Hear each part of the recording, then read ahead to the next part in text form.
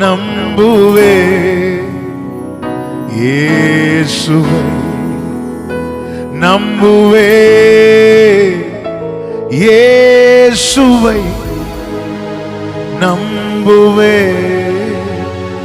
இயேசுவை. தாழ்த்துகிறோம். எங்க கூட பேசுங்கப்பா. மீட்பு நாமத்தில் பிதாவே, ஆமென். ஹல்லேலூயா. வேதத்தை எடுத்துக்கொள்ளும். ஓபதியா தீர்க்கதரிசன புஸ்தகம் 1வது அதிகாரம். ஓபதியா 1வது அதிகாரத்தின் 17வது வசனம். பழைய ஏற்பாட்டிலே 1072வது பக்கம். ஓபதியா 1வது அதிகாரம் அதனுடைய 17வது வசனத்தை வாசிக்க கேட்கலாம். ஆனாலும் சீயோன் பர்வதத்திலே தப்பி இருப்பார் உண்டு. அவர்கள் பரிசுத்தமாயிருப்பார்கள். யாக்கோபின் வம்சத்தார் தங்களுடைய சுதந்திரங்களை சுதந்தரித்துக் கொள்வார்கள். ஹல்லேலூயா. இதனால் பேசும்படி ஆண்டவர் சமூகத்தில் ஜெபித்த போது கர்த்தர் காண்பித்து தந்த வார்த்தை இது. சீயோன் பர்வதத்திலே தப்பி இருப்பார் உண்டு. தப்பி இருக்கிறவங்க உண்டு. அவர்கள் பரிசுத்தமாயிருப்பார்கள். சங்கீதக்காரன் சொல்லுகிறான், கண்ணி தெரித்தது நாம் தப்பினோம். ஏசாயா 64:5 ஏசாயா எப்படி சொல்லுகிறார்? இன்னமும் தப்பி இருக்கிறோம். இங்க இருக்கிறவங்கள்ட்ட நான் ஒரு கேள்வி கேட்கிறேன். எத்தனை பேர் சொல்வீங்க, என்றோ என் வாழ்க்கை முடிந்திருக்க வேண்டியது, மரணத்துக்கும் எனக்கும் ஒரு அடி தூரம் தான் இருந்தது, கிருபையினாலே நான் தப்பினேன் சொல்றவர்கள் மாத்திரம் உங்கள் வலது கரத்தை உயர்த்தி சத்தமாய் ஹல்லேலூயா. தப்பி இருக்கிறோம். கர்த்தர் கிருபையாய் விடுவித்தார். பாவங்களுக்கு தக்க, அக்கிரமங்களுக்கு தக்க தேவன் நம்மை தண்டியாமல் நம்முடைய அக்கிரமங்களை தம்மேல் ஏற்றுக்கொண்டு கிருபையாய் நம்மை சந்தித்து, கிருபையாய் நம்மை ரட்சித்து, ரட்சிக்கப்படுகிறவர்களை கர்த்தர் அனுதினமும் சபையிலே கொண்டு வந்து சேர்க்கிறார் என்ற வார்த்தையின்படி அவருடைய பர்வதத்திலே, அவருடைய சமூகத்திலே, அவருடைய செட்டையின் கீழே, அவருடைய நிழலிலே, அவருடைய சபையிலே தேவன் கிருபையாய் கொண்டு வந்து சேர்த்திருக்கிறார். பயங்கரமான குழியிலும் தாவீதினுடைய சாட்சி என்னவென்று கேட்டால் இதுதான் சொல்லுவான். பயங்கரமான குழியிலும் உளையான சேற்றிலும் இருந்து என்னை தூக்கி எடுத்து. அப்படி என்றால் தாவீதே, அவர் உன்னை தூக்கி எடுக்கலைன்னா நான் மூழ்கி போயிருந்திருப்பேன், நான் அமிழ்ந்து போயிருப்பேன். அவர் உயரத்திலிருந்து கை நீட்டி என்னை பயங்கரமான குழியிலிருந்து தூக்கி எடுத்தார். என்னை ஜலப்பிரவாகத்திலிருந்து தூக்கி எடுத்தார். என்னை மரண வாசலில் இருந்து தூக்கி எடுத்தார். இன்னமும் தப்பி இருக்க காரணம் இதுதான், இது ஒன்றுதான். எத்தனை பலவீனங்கள் வந்தது, எத்தனை நெருக்கங்கள் வந்தது, எத்தனை விபத்துகள், எத்தனை ஆபத்துகள். இதோடு முடிந்ததென்று நினைத்த தருணங்கள் எத்தனை. எசேக்கியா ராஜா நினைத்து கொண்டிருந்தார் இரவெல்லாம், இந்த இரவோடு என் கதை முடிந்துவிடும், பொழுது விடிந்தால் நான் இல்லை என்று நினைத்து கொண்டிருக்கும் போதுதான் அவன் இன்னமும் தப்பினான், தப்பி இருந்தான். நாம் தப்பி இருக்க காரணம் ஒன்றுதான், கர்த்தருடைய கண்களில் நமக்கு கிடைத்த கிருபை. எருசலேமிலிருந்து ஒருவன் எரிகோவுக்கு பிரயாணமாய் போகிறான். போகிற வழியிலே கள்ளர் கையிலே அகப்படுகிறான். அகப்பட்டவனை என்ன செய்தார்கள் என்றால் அடித்து துன்புறுத்தி குற்றுயிராய் போட்டு விட்டார்கள். அதாவது அவன் மரணத்தை நோக்கி போய் கொண்டிருக்கிறான். லூக்கா சுவிசேஷம் 10வது அதிகாரத்தில் இருக்கிறது. அந்த வழியே ஒரு ஆசாரியர் வருகிறார், விலகி போகிறார். லேவி வருகிறான், விலகி போகிறான். இந்த நேரத்தில் தான் ஒரு நல்ல சமாரியன் அந்த வழியாய் வருகிறார். தன் வாகனத்திலே வந்து கொண்டிருந்த போது அவர் செய்த காரியங்களை அங்கு சொல்லப்பட்டிருக்கிறது. 33, 34 வசனங்களிலே அதை வாசியுங்கள். 33, 34 வசனங்கள். பின்பு சமாரியன் ஒருவன் பிரயாணமாய் வருகையில் அவனை கண்டு மனதுருகி அவனை கண்டு. எத்தனையோ பேர் இருப்பாங்க. பொதுவாகவே நீங்க பாத்தீங்கன்னா மேலே இருக்கிறவங்களை தான் எல்லாரும் பார்க்க விரும்புவாங்க, கீழே இருக்கிறவங்களை யாரும் பார்க்க விரும்ப மாட்டாங்க. இவன் அடிக்கப்பட்டு குற்றுயிராகி கிடக்கிறான். பார்த்தவர்கள் எல்லாம் விலகி போன போது ஒருவருடைய கண்கள் அவனை பார்க்கிறது. பார்த்து என்ன சொல்லி இருக்கலாம்? ஒழுங்கா நீ எருசலேம்ல இருந்திருக்க வேண்டியதானே. உன்னை யார் எருசலேமை விட்டு எரிகோவுக்கு போக சொன்னா? எங்களெல்லாம் விட்டா நாங்க அதை வச்சு 5 பிரசங்க பாயிண்ட் எடுத்திருப்போம். எருசலேம்ல இருந்து எரிகோவுக்கு போனால் நடக்கும் விளைவுகள் point 1, point 2, point 3, point 4, point 5. ஆமென். ஆனால் இந்த சமாரியன் வந்து என்ன செய்கிறார் தெரியுமா? கண்டு என்ன செய்தார்? மனது உருகி. ஒரு பிறவி குருடன் வழி அருகே உட்கார்ந்து பிச்சை கேட்டுக் கொண்டிருந்த போது சிலர் அவனை பார்க்கிறார்கள். எத்தனையோ பேர் பார்த்தார்கள். ஏன் இயேசுவோடு இருந்த சீஷர்கள் கூட அவனை பார்த்து என்ன கேட்டாங்க தெரியுமா? இவன் இப்படி பிறந்தது யார் செய்த பாவம்? வேதனையிலே பெரிய வேதனை தெரியுமா? இந்த எரியிற தீல எண்ணெய் ஊற்றுறது மாதிரி நாம ஒரு பிரச்சனையில, நாம ஒரு போராட்டத்தில் அல்லது நாம ஒரு கஷ்டத்துல இருக்கும்போது பார்க்கிறவங்க சொல்லுகிற தூஷணமான வார்த்தைகள். ஆமென். ஆனால் இவர் அப்படி அல்ல. கண்டு மனது உருகி, அடுத்த வார்த்தை கிட்ட வந்து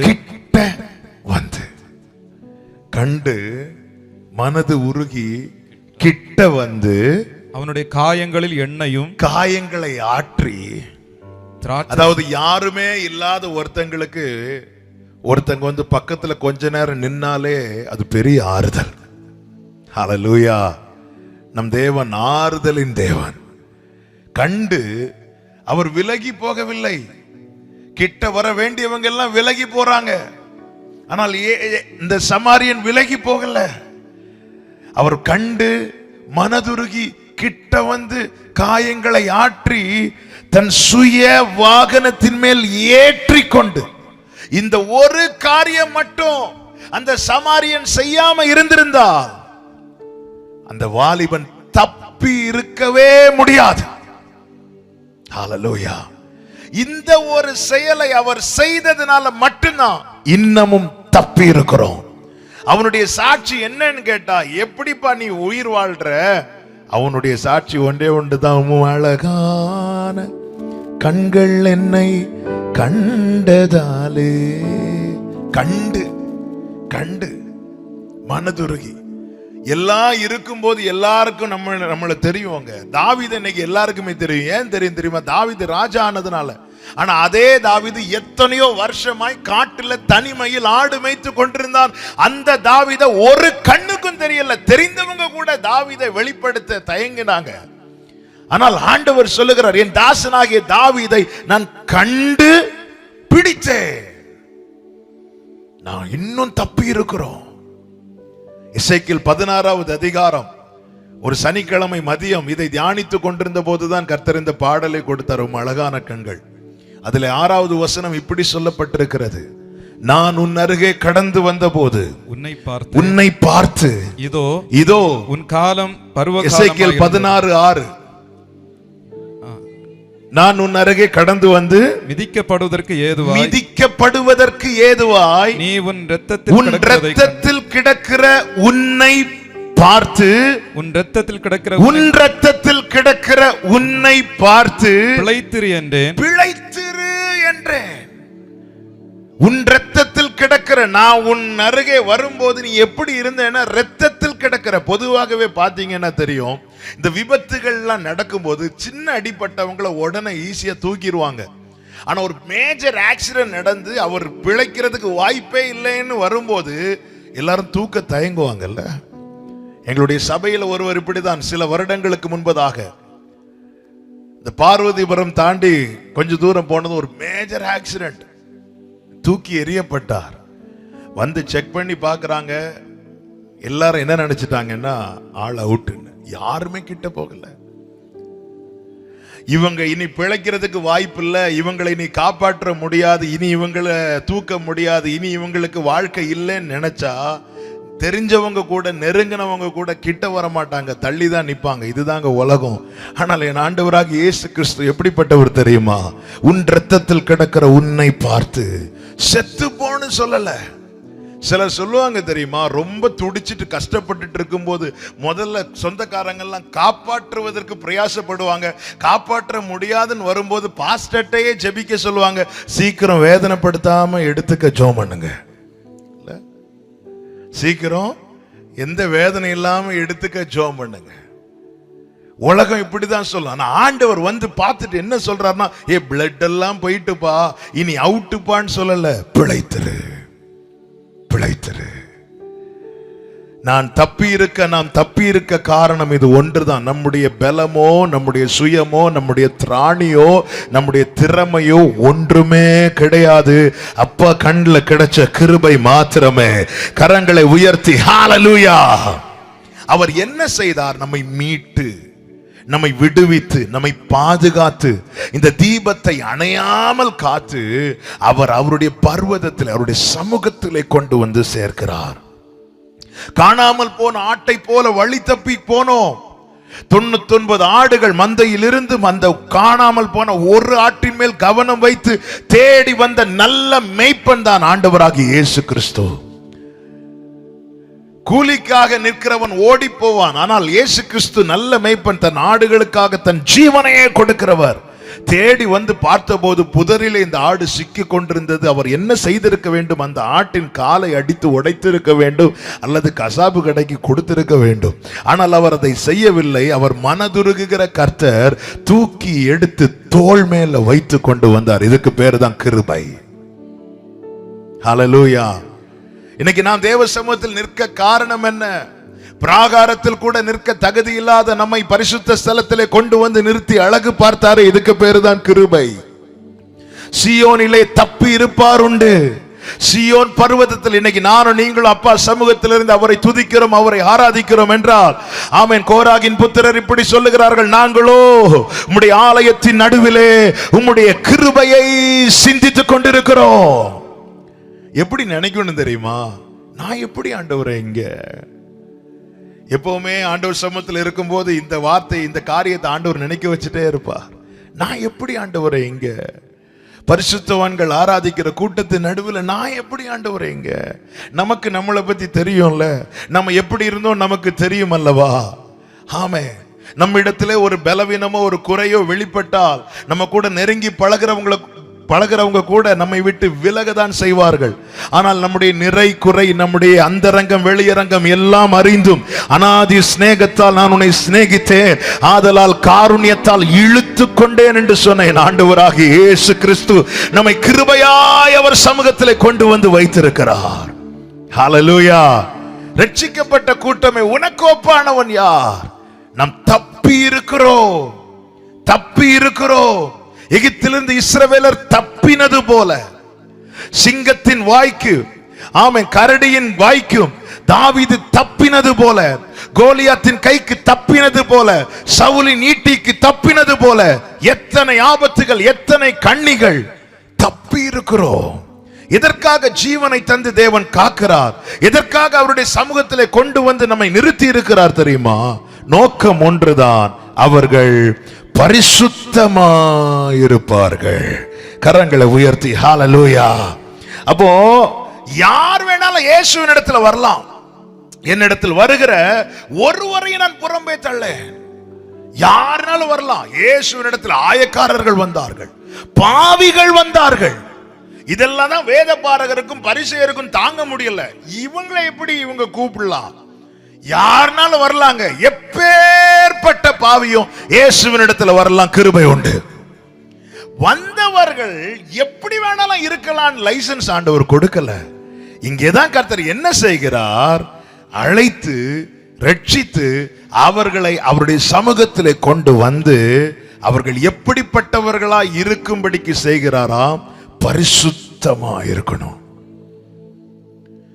தப்பி இருக்கிற மரண கண்ணிக்கு தப்புவிக்கப்பட்டு இந்த நாளை கண்டிருக்கிற ஒவ்வொருவருக்கும் இயேசு கிறிஸ்துவின் நாமத்திலே சொல்லுகிற செய்தி இதுதான்.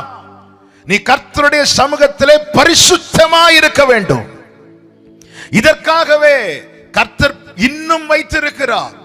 முதலாவது கிறிஸ்து 2000 வருஷங்களுக்கு முன்பதாக வந்தார். எல்லாரும் பொதுவா என்ன சொல்லுவோம்? இயேசு பிறந்தார்னு சொல்லுவோம். இயேசு பிறந்தார், உண்மைதான்.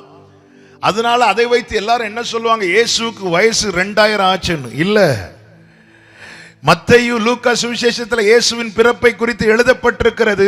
ஆனால் யோவான் சுவிசேஷத்தில் இயேசு கிறிஸ்துவின் மார்பில் சாய்ந்திருந்த அவருடைய இருதயத்தை துடிப்பை கேட்டுக்கொண்டிருந்த யோவானை கொண்டு ஆவியானவர் எழுதினார். இயேசுவின் பிறப்பை ஒரே லைன்ல எழுதினார், அவர் வந்தார்.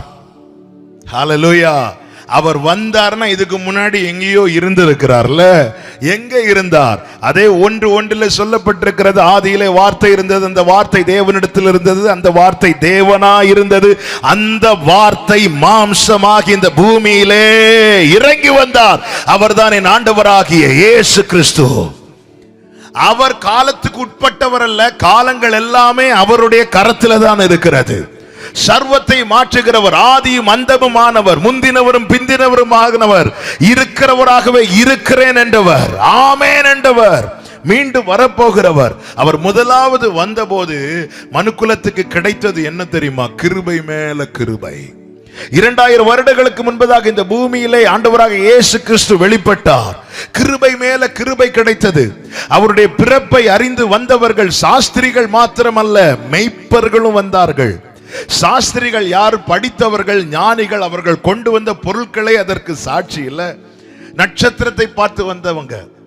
மெய்ப்பர்கள் யாரு? கந்தை வஸ்திரம் தரித்திருக்கிறவர்கள். அவர் பிறந்தது சாஸ்திரிகளுக்கு, படித்தவர்களுக்கும், பணக்காரர்களுக்கும், உயர்குலத்தில் உள்ளவர்களுக்கு மாத்திரமா இருக்குமானால் அவர் மாட்டுத் தொழுவத்தில் அவரை கிடைத்திருக்க மாட்டார்கள். அவர் அரண்மனையில் பிறந்திருப்பார். ஒருவேளை இயேசு அரண்மனையில் பிறந்திருந்தா இந்த சாஸ்திரிகளை பார்க்க அலோவ் பண்ணியிருப்பாங்க, அனுமதித்திருப்பாங்க. இந்த அழுக்கு வஸ்திரம் போட்டுட்டு வந்த மெய்ப்பர்களை உள்ள விட்டிருப்பாங்களா? நிச்சயம் விட்டிருக்க மாட்டாங்க. அவரிடத்துல எல்லாரும் ஓடி வர வேண்டும் என்பதற்காக தம்மை தாமே வெறுமையாக்கி அடிமையின் ரூபம் எடுத்தவர் தான் என் ஆண்டவராகிய இயேசு கிறிஸ்து. கிருபை மேல கிருபை. அந்த கிருபை மேல கிருபை தான் நம்மை தப்புவித்தது, நம்மை சுத்திகரித்தது, நம்மை பாதுகாத்தது, நம்மை மீட்டெடுத்தது, நம்மை அவருடைய சமூகத்தில் கொண்டு வந்து நிறுத்தி அப்பா பிதாவே என்று அழைக்கத்தக்க புத்திர ஸ்வீகாரத்தை நமக்கு கொடுத்தது. இனி அவர் வரப்போகிறார். இனி அவர் வரும்போது கிருபை மேல் கிருபை அல்ல, இனி அவர் வரும்போது கிருபை மேல் கிருபை யார் யாருக்கு கொடுக்கப்பட்டதோ அவர்களிடத்தில் இன்னும் பரிசுத்தத்தை எதிர்பார்த்து வரப்போகிறார். எனவேதான் வெளிப்படுத்தல் கடைசியிலே சொல்லப்பட்டிருக்கிறது, நீ அநியாயம் செய்கிறவன் அநியாயம் செய்யட்டும், பாவம் செய்கிறவன் இன்னும் பாவம் செய்யட்டும், நீதி உள்ளவன் இன்னும் நீதி செய்யட்டும், பரிசுத்தம் உள்ளவன் இன்னும் பரிசுத்தமாகட்டும். பரிசுத்தத்தின் அவசியத்தை தேவஜனம் புரிந்து கொள்ள வேண்டும். சீயோனிலே, சீயோன் பர்வதத்திலே தப்பி இருப்பார் உண்டு, அவர்கள் பரிசுத்தமாக இருப்பார்கள். ஒரு மரண கண்ணிக்கு தேவன் நம்மை தப்புவிக்கிறார்னா புரிஞ்சுக்கோங்க, நம்ம ரொம்ப பரிசுத்தமா வாழ்ந்ததுனால அல்ல, நம்ம பரிசுத்தமாய் வாழ வேண்டும் என்பதற்காக. 2008 கிருபையினால 2007 கடைசியில தான் ஊழியத்துக்கு அர்ப்பணித்தேன். 2008 ஆரம்பத்திலிருந்து ஊழியத்துக்கு நான் என்னை முழுமையாக தேவ சமூகத்தில் ஒப்பு கொடுக்கிறேன். அப்பெல்லாம் என்ன யாருக்குமே தெரியாது. ஆண்டவர் மறைத்தே வைத்திருந்தார். 8 வருஷம் ஆண்டவர் மறைச்சு தான் வச்சிருந்தார். ஆண்டவர் எனக்கு வாக்கு கொடுத்தார், தீங்கு நாளில் நான் உன்னை கூடாரத்தில் மறைத்து ஒளித்து வைத்து கண்மலை மேல உயர்த்துவேன் என்று. 2011 2012 நினைக்கிறேன். அடுத்தடுத்த மாதங்களில் 2 பெரிய மரண கண்ணிக்கு நான் தப்பு வைக்கப்பட்டேன். ஒரு விஷயம், என்னுடைய ரூம்ல இன்வெர்டர் பேட்டரி, நான் அப்புறம் ஜோம் பண்ணிட்டு இருக்கிறேன். திடீரென்று 2 தம்பிங்க வராங்க, ஆனால் நாங்களும் உங்க கூட ஜோம் பண்ண வரோம். அப்போ நான் சொன்னேன், வாங்கப்பா நம்ம சர்ச்சில் போய் ஜோம் பண்ணலாம் அப்படின்னு. சர்ச்சில் கூட்டிகிட்டு போய் ஜோம் பண்ணிட்டு இருக்கிறேன். அந்த ரூம்ல இருந்து சர்ச்சுக்கு வந்து ஒரு 1/2 hour இருக்கும். டமார்னு பயங்கரமான சத்தம். என்ன சத்தம்னு போய் பார்த்தா இன்வெர்டர் பேட்டரி வெடித்து சிதறினது. அந்த ரூம் அவ்வளவுமே நாசம் ஆயிட்டு. ஒரு 1/2 hour கூட நான் அந்த இடத்துல இருந்திருப்பேன்னா நான் இன்னைக்கு இல்லை. ஆண்டவருக்கு தேங்க் பண்ணேன். வெரி நெக்ஸ்ட் மந்த், அதற்கு அடுத்த மாதம் நைட்டு ஒரு தம்பி எங்கிட்ட, அண்ணே நைட்டு வரேன் ஜோம் பண்ணுமான்னு கேட்குறான். ஓகேப்பா நீ வான்னு சொல்லிட்டு அவனுக்காக நான் வெளியே வெயிட் பண்ணிட்டு இருக்கிறேன். எங்கள் வீட்டுக்கு ஃப்ரெண்டில் ஒரு போஸ்ட் இருக்கு, அந்த போஸ்ட்டில் சாஞ்சு நிற்கிறேன். அவன் கரெக்டாக 11:15 வரான். அவனை கூட்டிகிட்டு நேராக சர்ச்சுக்கு போகிறேன். சர்ச்சுக்கு போய் ஒரு 10-15 நிமிஷம் இருக்கும். திடீரென்று ஒரு வெளிச்சம் பிரகாசித்தது, கரண்டெல்லாம் போயிட்டு. என்னன்னு போய் பார்த்தா நான் நிற்கிற இடத்துக்கு மேலே, சரியாக மேலே கரண்டு கம்பியை யாரோ கட் பண்ணி விட்டது மாதிரி அந்த இடத்துல கரெக்டாக நான் நிற்கிற இடத்துல அப்படி விழுந்து கிடக்குது. இப்போ 2 பெரிய மரண கண்ணிக்கு தேவன் தப்புவித்ததுக்காக நான் ஆண்டவருக்கு ரொம்ப தேங்க் பண்ணிட்டு ஒரு நாள் நைட்டு தூங்கும்போது ஆண்டவர் ஒரு சொப்பனத்தை காண்பித்தார். அந்த சொப்பனத்தை பார்த்து ரொம்ப அதிர்ந்து போய் காலையில் எழும்பி அப்படி நடுக்கத்தோடு இருக்கும்போது ஆண்டவர் பேச ஆரம்பித்தார். சத்துரு உன்னை அழிக்க பார்த்தான். அந்த நேரத்தில் உன் தீபம் அணைந்திருந்தால் உன்னுடைய ஓட்டம் முடிந்திருக்காது. உன்னால் அந்த ஜீவ கிரீடத்தை, அந்த நித்தியத்தை சுதந்திரித்திருக்க முடியாது. நான் கிருபையாய் உன்னை தப்புவித்தேன். நீ நன்றாய் வாழ்கிறதுனால அல்ல, நீ நன்றாய் வாழ வேண்டும் என்பதற்காக. நீ சரியாய் தான் போயிட்டு இருக்கிறதுனால அல்ல, நீ சரியா போகணும் என்பதற்காக. ஆமென். ஒரு நாள் பிறப்பதையே நீ அறியாயே. எதற்காக இதை சொல்லுகிறேன் என்றால், நமக்கு முன்பாக ஓட்டத்தை முடித்தவர்கள் அல்லது இந்த கொள்ளை நோயினால மரித்தவர்கள் எத்தனை உண்டு, ஆக்சிடென்ட்ல மரித்தவர்கள் எத்தனை உண்டு. அவர்கள் யாரும் நம்மை விட பாவிகளும் கிடையாது, நாம யார் அவர்களை விட நீதிமானும் கிடையாது. இன்னும் தேவன் தப்பி இருக்க வைத்திருக்கிறார் என்றால் புரிந்து கொள்ளுங்கள், அவர் விரும்புகிற பரிசுத்தம் நம்மில் வெளிப்பட வேண்டும். பரிசுத்தம். இதற்காக அவர் என்ன செய்கிறார்? மல்கியா 3:3 சொல்லப்பட்டிருக்கிறது. வாசிக்க கேட்கலாம். மல்கியா தீர்க்கதரிசன புஸ்தகம் 3வது அதிகாரம் 3வது வசனம். அவர் உட்கார்ந்து வெள்ளியை புடமிட்டு சுத்திகரித்து கொண்டார் என்றல்ல, சுத்திகரித்து கொண்டிருப்பார். டெய்லி ப்ராசஸ், தினமும் செய்கிற காரியம். அற்புதம் செய்யறதுக்கு ஆண்டவர் எங்கேயுமே உட்காரல. போகிற வழியில நன்மை செய்தவராய் சுற்றி திரிந்து கொண்டிருந்தார் என்று தான் பைபிள் சொல்லுது. போயிட்டு இருக்கும் போது ஒரு குஷ்டரோகி வருகிறான், சுகம் கொடுத்துட்டு போயிட்டே இருக்கிறார். போகிற வழியில ஒரு 100க்கு அதிபதி வருகிறான், வார்த்தை அனுப்புகிறார், அங்க சுகம் நடக்குது, போயிட்டே இருக்கிறார். இன்னொரு வழியில போயிட்டு இருக்கும் போது ஒரு மரித்த ஒரு வாலிபனை சுமந்து கொண்டு வருகிறார்கள், பாடையை தொட்டார், எழும்புறான், போயிட்டே இருக்கிறார். குருடர்கள் கத்துறாங்க, சுகத்தை கொடுக்கிறார், போயிட்டே இருக்கிறார். அற்புதம் செய்ய எங்கேயுமே அவர் உட்காரல. ஆனால் சுத்திகரிக்க, சபையை சுத்திகரிக்க, பரிசுத்தப்படுத்த, தூய்மையாக்க கர்த்தர் என்ன செய்கிறார்? உட்கார்ந்து. நல்ல கவனமா கேட்கும்படி அன்பாய் கேட்டுக்கொள்ளுகிறேன். எந்த காரியத்தை உட்கார்ந்து செய்வோம் தெரியுமா? எது ரொம்ப அவசியமோ அதை தான் உட்கார்ந்து செய்வோம். எதை அதிக நேரம் செய்யறோமோ அதை தான் உட்கார்ந்து செய்வோம். கர்த்தர் உட்கார்ந்து அவர் சுத்திகரித்து கொண்டிருப்பார். தினமும் தினமும் அவருடைய பாதத்தில் யார் தங்களை அர்ப்பணிக்கிறார்களோ, விட்டு கொடுக்கிறார்களோ, அவர்களை தான் அவர் இப்படி செய்கிறார். எனவேதான் யோவான் சொல்லுகிறார், நிருபம் எழுதும் போது, நம்மில் பாவம் இல்லை என்போமானால் நம்மை நாமே வஞ்சிக்கிறவர்களாயிருக்கிறோம். அப்படி வஞ்சித்த ஒருவன் உண்டு, அவன் தான் பரிசேயன். ஜெபிக்க போனானே, நான் வாரத்துக்கு 2 முறை உபவாசிக்கிறேன், நான் தசமபாகம் எல்லாம் கரெக்டா கொடுக்கிறேன், நான் 10 கட்டளைகளை கை கொள்ளுகிறேன் எல்லாம் சொல்லிட்டு ஒரு ஆயக்காரனை பார்த்து அவனை மாதிரி நான் கிடையாதுன்னு சொல்லி தன்னை தானே வஞ்சித்தான். ஆண்டவர் அவனை நீதிமான் என்று அவரால் சொல்லவே முடியவில்லை. இப்படி எத்தனை பேர் தங்களை வஞ்சித்துக் கொண்டிருக்கிறார்கள் என தெரியவில்லை. நம்மில் பாவம் இல்லை என்போமானால், நல்லா புரிஞ்சுக்கோங்க, நம்ம பிரச்சனை என்னன்னா, நாம பிறரை கம்பேர் பண்றோம். இந்த பரிசேயன் ஆயக்காரனோடு ஒப்பிட்டு பார்த்தது போல அநேகரை ஒப்பிட்டு பார்க்கிறோம். பரவாயில்ல, இவங்களை விட நான் நல்லா தான் இருக்கிறேன், இவங்களை விட நான் நல்லா தான் இருக்கிறேன், இவங்க வருஷத்துக்கு ஒருக்கா தான் சர்ச்சுக்கு வராங்க, நான் வாரத்துக்கு ஒருக்காலாவது சர்ச்சுக்கு போறேன். இப்படிதான் நம்ம ஒப்பிட்டு பார்க்கிறோம். ஆனா புரிந்து கொள்ளுங்கள், ஏசாயா 5வது அதிகாரத்துல எல்லாருக்கும் ஐயோ போட்டார். வீடு மேல வீடு வாங்குறவனுக்கு ஐயோ, நிலத்தின் மேல நிலம் வாங்குறவனுக்கு ஐயோ. நான் ஒரு நாள் அதை இப்படி யோசித்தேன், ஒருவேளை ஏசாயா ஒரு பாஸ்டரா இருந்து ஒரு சர்ச்சு வச்சிருக்காருன்னு வச்சுக்கோங்களேன். அப்போ ஒரு விசுவாசி வந்து சாட்சி கொடுக்கறாங்க, கர்த்தருக்கு ஸ்தோத்திரம், எனக்கு இன்னொரு வீட்டை வாங்க கர்த்தர் கிருபை செய்தார். நம்ம சர்ச்சில் இப்படி சொன்னா எல்லாரும் என்ன சொல்லுவோம்? ஸ்தோத்திரம்னு சொல்லுவோம். ஏசாயா என்ன சொல்லுவார் தெரியுமா? உனக்கு ஐயோ. எல்லாருக்கும் ஐயோ போட்டுட்டு இருக்கிறாரு. 6வது அதிகாரத்துல கர்த்தருடைய ஆலயத்துக்குள்ள பிரவேசித்த போது, சிங்காசனத்தில் வீற்றிருக்கிற கர்த்தர் சேராபீன்கள் தங்களுக்கு கொடுக்கப்பட்ட அத்தனை சட்டைகளையும் எடுத்து தங்களை மறைத்து, சேனைகளின் கர்த்தர் பரிசுத்தர் பரிசுத்தர் பரிசுத்தர் என்று சொல்லும் போதுதான் புரிந்து கொண்டான், ஓ, நான் அசுத்த உதடுகள் உள்ளவன். அந்த பரிசுத்தருக்கு முன்பாக நாளைக்கு போய் நிற்க வேண்டியவர்கள் நாம. அப்போ சில காரியத்தை குறித்து நமக்கு திருப்தியே வரக்கூடாது. அதுல ஒரு காரியம் என்ன தெரியுமா? பரிசுத்தம். இன்னும் தேவை ஆண்டவரே, இன்னும் என்னை கழுவும், இன்னும் என்னை புடமிடும், இன்னும் என்னை சுத்திகரியும். அவர் வேலை என்ன தெரியுமா? பிரித்தெடுக்கப்பட்டவர்களை சுத்திகரித்து கொண்டிருப்பார். சுத்திகரித்து கழுவி இரத்தத்தால் மீட்டு பிரித்தெடுக்கிறார். நீதிமான்கிற அடையாளத்தை கொடுக்கிறார். பரிசுத்தவான் பரிசுத்தவாட்டி என்கிற அடையாளத்தை கொடுக்கிறார். இப்பொழுது என்ன செய்கிறார்? அவர் இன்னும் சுத்திகரிக்கிறார். கரை திரை அற்றவர்களாய் அவருடைய சன்னிதானத்திலே மாசற்றவர்களாய் நான் நீங்களும் நிக்கணும். இதுதான் அவருடைய நோக்கம். பரிசுத்தம் எவ்வளவு அவசியம் என்பதை தேவஜனம் கண்டிப்பாக புரிந்து கொள்ள வேண்டும்.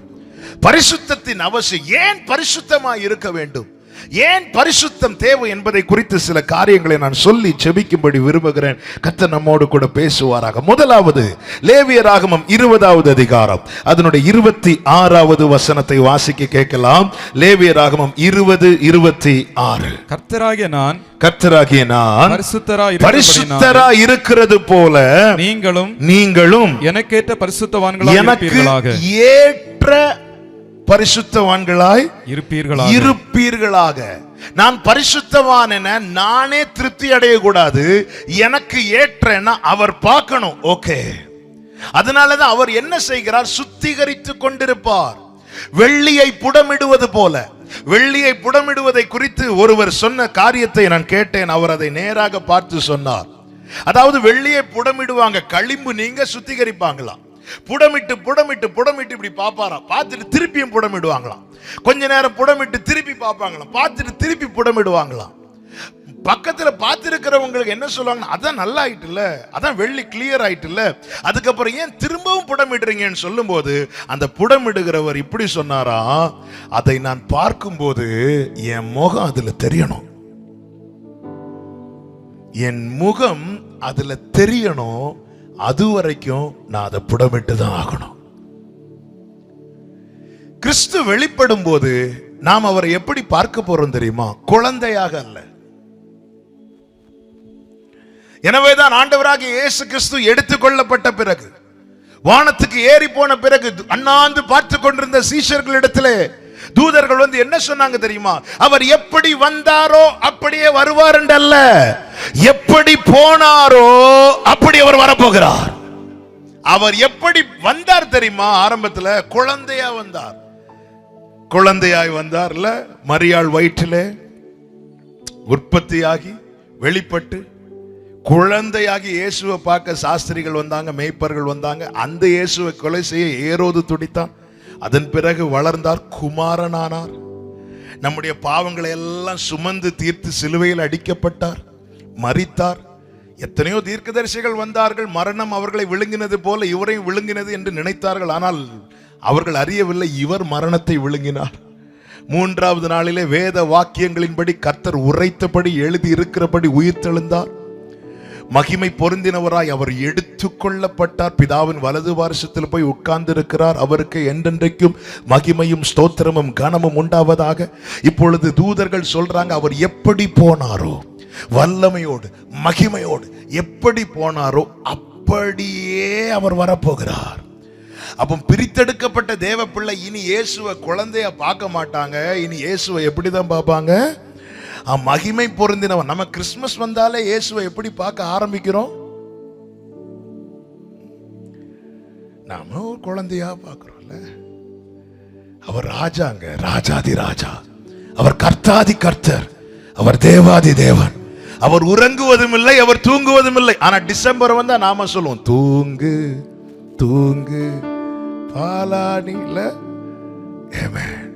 சர்வ வல்லவர், எல் ஷடாய், மரணத்தின் பாதாளத்தின் திறவுகோலை உடையவர். ஹல்லேலூயா, ஆமென். அவர் பரிசுத்தராயிருக்கிறார். இனி அவர் வெளிப்படும் போது நாம் அவர் எப்படி தெரியுமா பார்க்க போகிறோம்? அவர் இருக்கிற வண்ணமாகவே, அவர் இருக்கிற வண்ணமாகவே பார்க்கணும்னா நாமளும் எப்படி மாறணும்னா அவரை போல மாறணும். அப்போ தேவன் நம்மை பரிசுத்தப்படுத்துவது எதற்கு தெரியுமா? அவரை போல மாற்ற. அதாவது தம்முடைய சாயலாய் தேவன் ஆதாம் ஏவாளை சிருஷ்டித்து ஏதேன் என்னும் தோட்டத்திலே வைத்தார். பாவம் எப்பொழுது அவர்களுக்குள் பிரவேசித்ததோ தேவ சாயலற்றவர்களானார்கள். அப்பொழுது தோட்டத்தை விட்டு வெளியே துரத்தப்பட்டார்கள். பாவம் நம்மை தேவ சமூகத்தில் நிற்க விடாது. பாவம் நம்மை தூரமாய் கொண்டு போய்விடும். ஒரு தகப்பனுக்கு 2 பிள்ளைகள். அந்த இளைய குமாரன் பாவத்தை விரும்பினதுனால தகப்பனோடு உள்ள உறவு துண்டிக்கப்பட்டது. அவன் தூரமாய் போனான். இதுதான் அன்றும் நடந்தது, இன்றும் நடந்து கொண்டிருக்கிறது. பாவத்தில் பழகினவன், பாவத்தை விரும்புகிறவனுக்கு சபையிலே தங்க முடியாது, சபையிலே நிலைத்திருக்க முடியாது, சீயோன் பர்வதத்திலே இருக்க முடியாது. அவன் தூரமாய் தான் போவான். அவன் ஒளியை பகைக்கிறவனாய் மாறுவான். அவன் இருளை அதிகம் விரும்புவான். காரணம், அவன் பாவத்தை விரும்புகிறதுனால. பாவம் உன்னை தூரமாய் கொண்டு போய்விடும். பாவம் உன்னை நிர்வாணப்படுத்தும். பாவம் உன்னை அலங்கோலமாக்கிவிடும். பாவம் உன்னை வேடிக்கை பொருளாக்கிவிடும். எல்லா இடத்திலும் சொல்லுகிற ஒரு எக்ஸாம்பிள் உண்டு. சர்க்கஸ் எத்தனை பேர் பார்த்துருக்கீங்க? சர்க்கஸ் எல்லாம் ஓரளவுக்கு பார்த்துருப்பீங்க. கை தூக்குனா பாஸ்டர் பார்த்துருவாங்கன்னு சொல்லிட்டு நீங்கள் சிலர் கை தூக்காமல் இருப்பீங்க. பாருங்க, இப்போலாம் இல்லை, நாங்கெல்லாம் சின்ன பிள்ளைங்களா இருக்கும்போது சர்க்கஸில் சிங்கத்தெல்லாம் கொண்டு வருவாங்க. சிங்கம் இதெல்லாம் பெரிய பெரிய அனிமல்லாம் கொண்டு வராங்க. இப்போ அதுக்கெல்லாம் பெர்மிஷன் கிடையாது. அப்போ எங்கள் ஸ்கூல்லேருந்து பார்க்க கூட்டிகிட்டு போவாங்க. 5 ரூபாய் டிக்கெட் எடுத்து ஒரு கேலரியில் உட்கார வச்சுருப்பாங்க. அதில் எப்படி உட்காந்துருப்போம். எதுக்குன்னா இந்த அனிமல்ஸ் எல்லாம் பார்க்கறதுக்கு. ஒவ்வொரு ஷோ நடந்துட்டு இருக்கும். இப்போ சிங்கங்கள் வரக்கூடிய டைம் ஆச்சு. டைம் ஆகும்போது என்ன பண்ணுவாங்க, சுற்றி கிரில்ல வச்சு அடைச்சிட்டு இதை கொண்டு வருவாங்க. வரும்போது பயங்கரமாக இருக்கும். அதே சிங்கம்தான், அதே கண்ணு மூக்கு, அதே முடி, அதே சத்தம். கரெக்டாக அந்த சர்க்கஸ் அந்த ரிங்குக்குள்ள, அந்த ரவுண்டுக்குள்ள வந்து நிற்கும். அது நிற்கும் போது ஒரு 2-3 சிங்கங்கள் இருக்கும். அது நடுவில் ஒருத்தர் ஒரு குச்சியை வச்சு நிற்பார். அவர் தான் மாஸ்டர். அவர் குச்சியை வச்சு இப்படி இப்படி காட்டுவார். இந்த சிங்கங்கள் என்ன செய்யணும்னா அதற்கு ஏற்றார் போல செய்யணும். வளையத்துக்குள்ள சாட விடுவார், அது சாடணும். சேர்ல உட்கார சொன்னா அது போய் உட்காரணும். காட்டுக்கு இந்த சிங்கம் யாரு? ராஜா. இப்ப இந்த குச்சி வச்சு காட்டிட்டு இருக்கிறார்ல, இதே இவர் காட்டுல இருக்கிற சிங்கத்துக்கு முன்னாடி போய் இப்படி குச்சியை வச்சு காட்டினா என்ன ஆகும்? அதன் பிறகு நீங்கள் தேடியும் அவரை காணாதிருப்பீர்கள். குச்சி மட்டும் இருக்கும், ஆளை காணாது. ஆனா அதே சிங்கம் இடம் மாறினதும் கோமாளி ஆயிட்டு பாத்தீங்களா? இருக்க வேண்டிய இடத்துல இருந்தா அது ராஜா. இடம் மாறினதும் அது எவ்வளவு கோமாளி ஆயிட்டு பாத்தீங்களா? இதுதாங்க சாத்தானுடைய தந்திரம். யூதராஜ சிங்கத்தின் பிள்ளைங்க நாங்க. நம்ம யூதராஜ சிங்கத்தின் பிள்ளைகள் அல்லவா? அப்படிப்பட்டவர்களை பாவத்துல விழ வைத்து இன்னைக்கு அநேகரை சாத்தான் கையில வச்சு விளையாடுற டாயா, விளையாட்டு பொருளை யூஸ் பண்ணிட்டு இருக்கிறான். ஒரு தேவ எதற்கு அவர் பரிசுத்தப்படுத்துகிறார்? அவரை போல மாற்றணும். அவர் பரிசுத்தர். பரிசுத்தர் என்கிற நாமத்தை வேற யாருக்கும் சொந்தம் கொண்டாட முடியாது. அவர் ஒருவரே பரிசுத்தர். அவர் நாமம் இயேசு கிறிஸ்து. கரங்களை உயர்த்தி சத்தமாய் ஆமென் சொல்லுங்க பார்க்கலாம். பரிசுத்தர். அவரை போல ஆண்டவராகிய இயேசு கிறிஸ்து கெத்செமனே தோட்டத்துக்கு போவதற்கு முன்பதாக, ஆமென், அவர் இப்போ காட்டி கொடுக்கப்படுகிற வேளை வரப்போகிறது எல்லாம் முன்னறிந்து சீஷர்களிடத்தில் ஒரு வார்த்தை சொல்லுவார். என்ன தெரியுமா? உலகத்தின் அதிபதி வருகிறான், அவனுக்கு என்னிடத்தில் ஒன்றும் இல்லை. என்ன வார்த்தை இல்ல? அதன் அர்த்தம் என்ன? பிசாசு உரிமை பாராட்டும்படியாக ஒரு காரியம் கூட என்கிட்ட இல்லை. இதுதான் பரிசுத்தம். இதுதான் பரிசுத்தம். ஏதாவது அவன் உரிமை பாராட்டும்படியாய் காரியம் நமக்குள்ள இருந்தால், பிரதான ஆசாரியனாக யோசுவா சிங்காசனத்துக்கு முன்னாடி போய் நின்னாலும் அவன் பக்கத்தில் அவனுக்கு விரோதம் செய்ய சாத்தான் வந்து நிற்கிறான். எனவேதான் காயினை பார்த்து சொன்னார், காயினே, பாவம் உன் வாசற்படியிலே படுத்து கிடக்கிறது. அதன் அர்த்தம் நீ வெளியே போனதும் பிடிச்சிருக்கோம். ஏன்னா அவன் உரிமை பாராட்டுகிற ஒரு காரியம் உன்னிடத்தில் இருக்கிறது. ஒரு அக்கிரமம் உனக்குள்ள இருக்கிறது, வேத கசப்பு உனக்குள்ள இருக்கிறது, வைராக்கியம் உனக்குள்ள இருக்கிறது. உலகத்தின் அதிபதி வருகிறான், அவனுக்கு என்னிடத்தில் ஒன்றுமில்லை. இந்த அனுபவத்துக்குள்ள சபையை கொண்டு போகதான், தேவ ஜனத்தை நடத்தவே அவர் என்ன செய்கிறார்? உட்கார்ந்து சுத்திகரித்துக் கொண்டிருக்கிறார். எதனாலே சுத்திகரிக்கிறார்? சீஷர்களை பார்த்து சொன்னார், நான் உங்களுக்கு சொன்ன உபதேசத்தினாலே இப்பொழுது நீங்கள் சுத்தமாயிருக்கிறீர்கள். வார்த்தையினாலே சுத்திகரிக்கிறார், இரத்தத்தினாலே சுத்திகரிக்கிறார், வார்த்தையினாலே சுத்திகரிக்கிறார். ஆண்டவரே, நான் இன்னும் கழுவப்பட வேண்டும், நான் இன்னும் சுத்திகரிக்கப்பட வேண்டும். ஒவ்வொரு பரலோகத்தை விரும்புகிற, ஆமென், ஒவ்வொரு தேவ பிள்ளையினுடைய இருதயத்தின் ஏக்கம் இதுவாய் தான் இருக்க வேண்டும். இன்னும் இன்னும் என்னை கழுவும், இன்னும் என்னை சுத்திகரிப்பீராக. அவர் பரிசுத்தராய் இருக்கிறார். இதற்காக கர்த்தர் என்ன செய்கிறாரா? அதே லேவியராகமம் 20:26 ஒரு விசை கூட வாசியுங்கள். நீங்கள் என்னுடையவர்களாய் இருக்கும்படிக்கு உங்களை மற்ற ஜனங்களை விட்டு பிரித்தெடுத்தார். நாம் எல்லாம் பிரித்தெடுக்கப்பட்டவர்கள் என்பதை மறந்துவிடக் கூடாது. நல்ல கவனமாக கேளுங்க. இஸ்ரவேலரை இரத்தத்தால் எகிப்திலிருந்து அழைத்து கொண்டு வந்தார். இப்போ அழைத்து எப்படி நடத்துகிறார்னா, சிவந்த சமுத்திரம் செங்கடல் வழியாய் நடத்துகிறார். சிவந்த சமுத்திரத்தின் வழியாய் நடத்தப்படுகிற அனுபவத்தை 1 கொரிந்தியர் 10வது அதிகாரம் 2வது வசனத்தில் இப்படி சொல்லப்பட்டிருக்கிறது. அவர்கள் எல்லாரும் ஞானஸ்நானம் பண்ணப்பட்டார்கள். ஞானஸ்நானம் பண்ணுகிற காரியத்தை ஏன் செங்கடலில் இஸ்ரவேலரை நடத்தினதை குறித்து ஒப்பிட்டு சொல்லப்பட்டிருக்கிறது. கவனமாய் கேளுங்கள். செங்கடலுக்கு முன்பதாக இஸ்ரவேலர் வந்து நிற்கிறாங்க. அங்க நடந்த காரியம் என்ன? கர்த்தர் மோசேயை பார்த்து சொல்லுகிறார், கோலை செங்கடலுக்கு நேராய் நீட்டு என்று.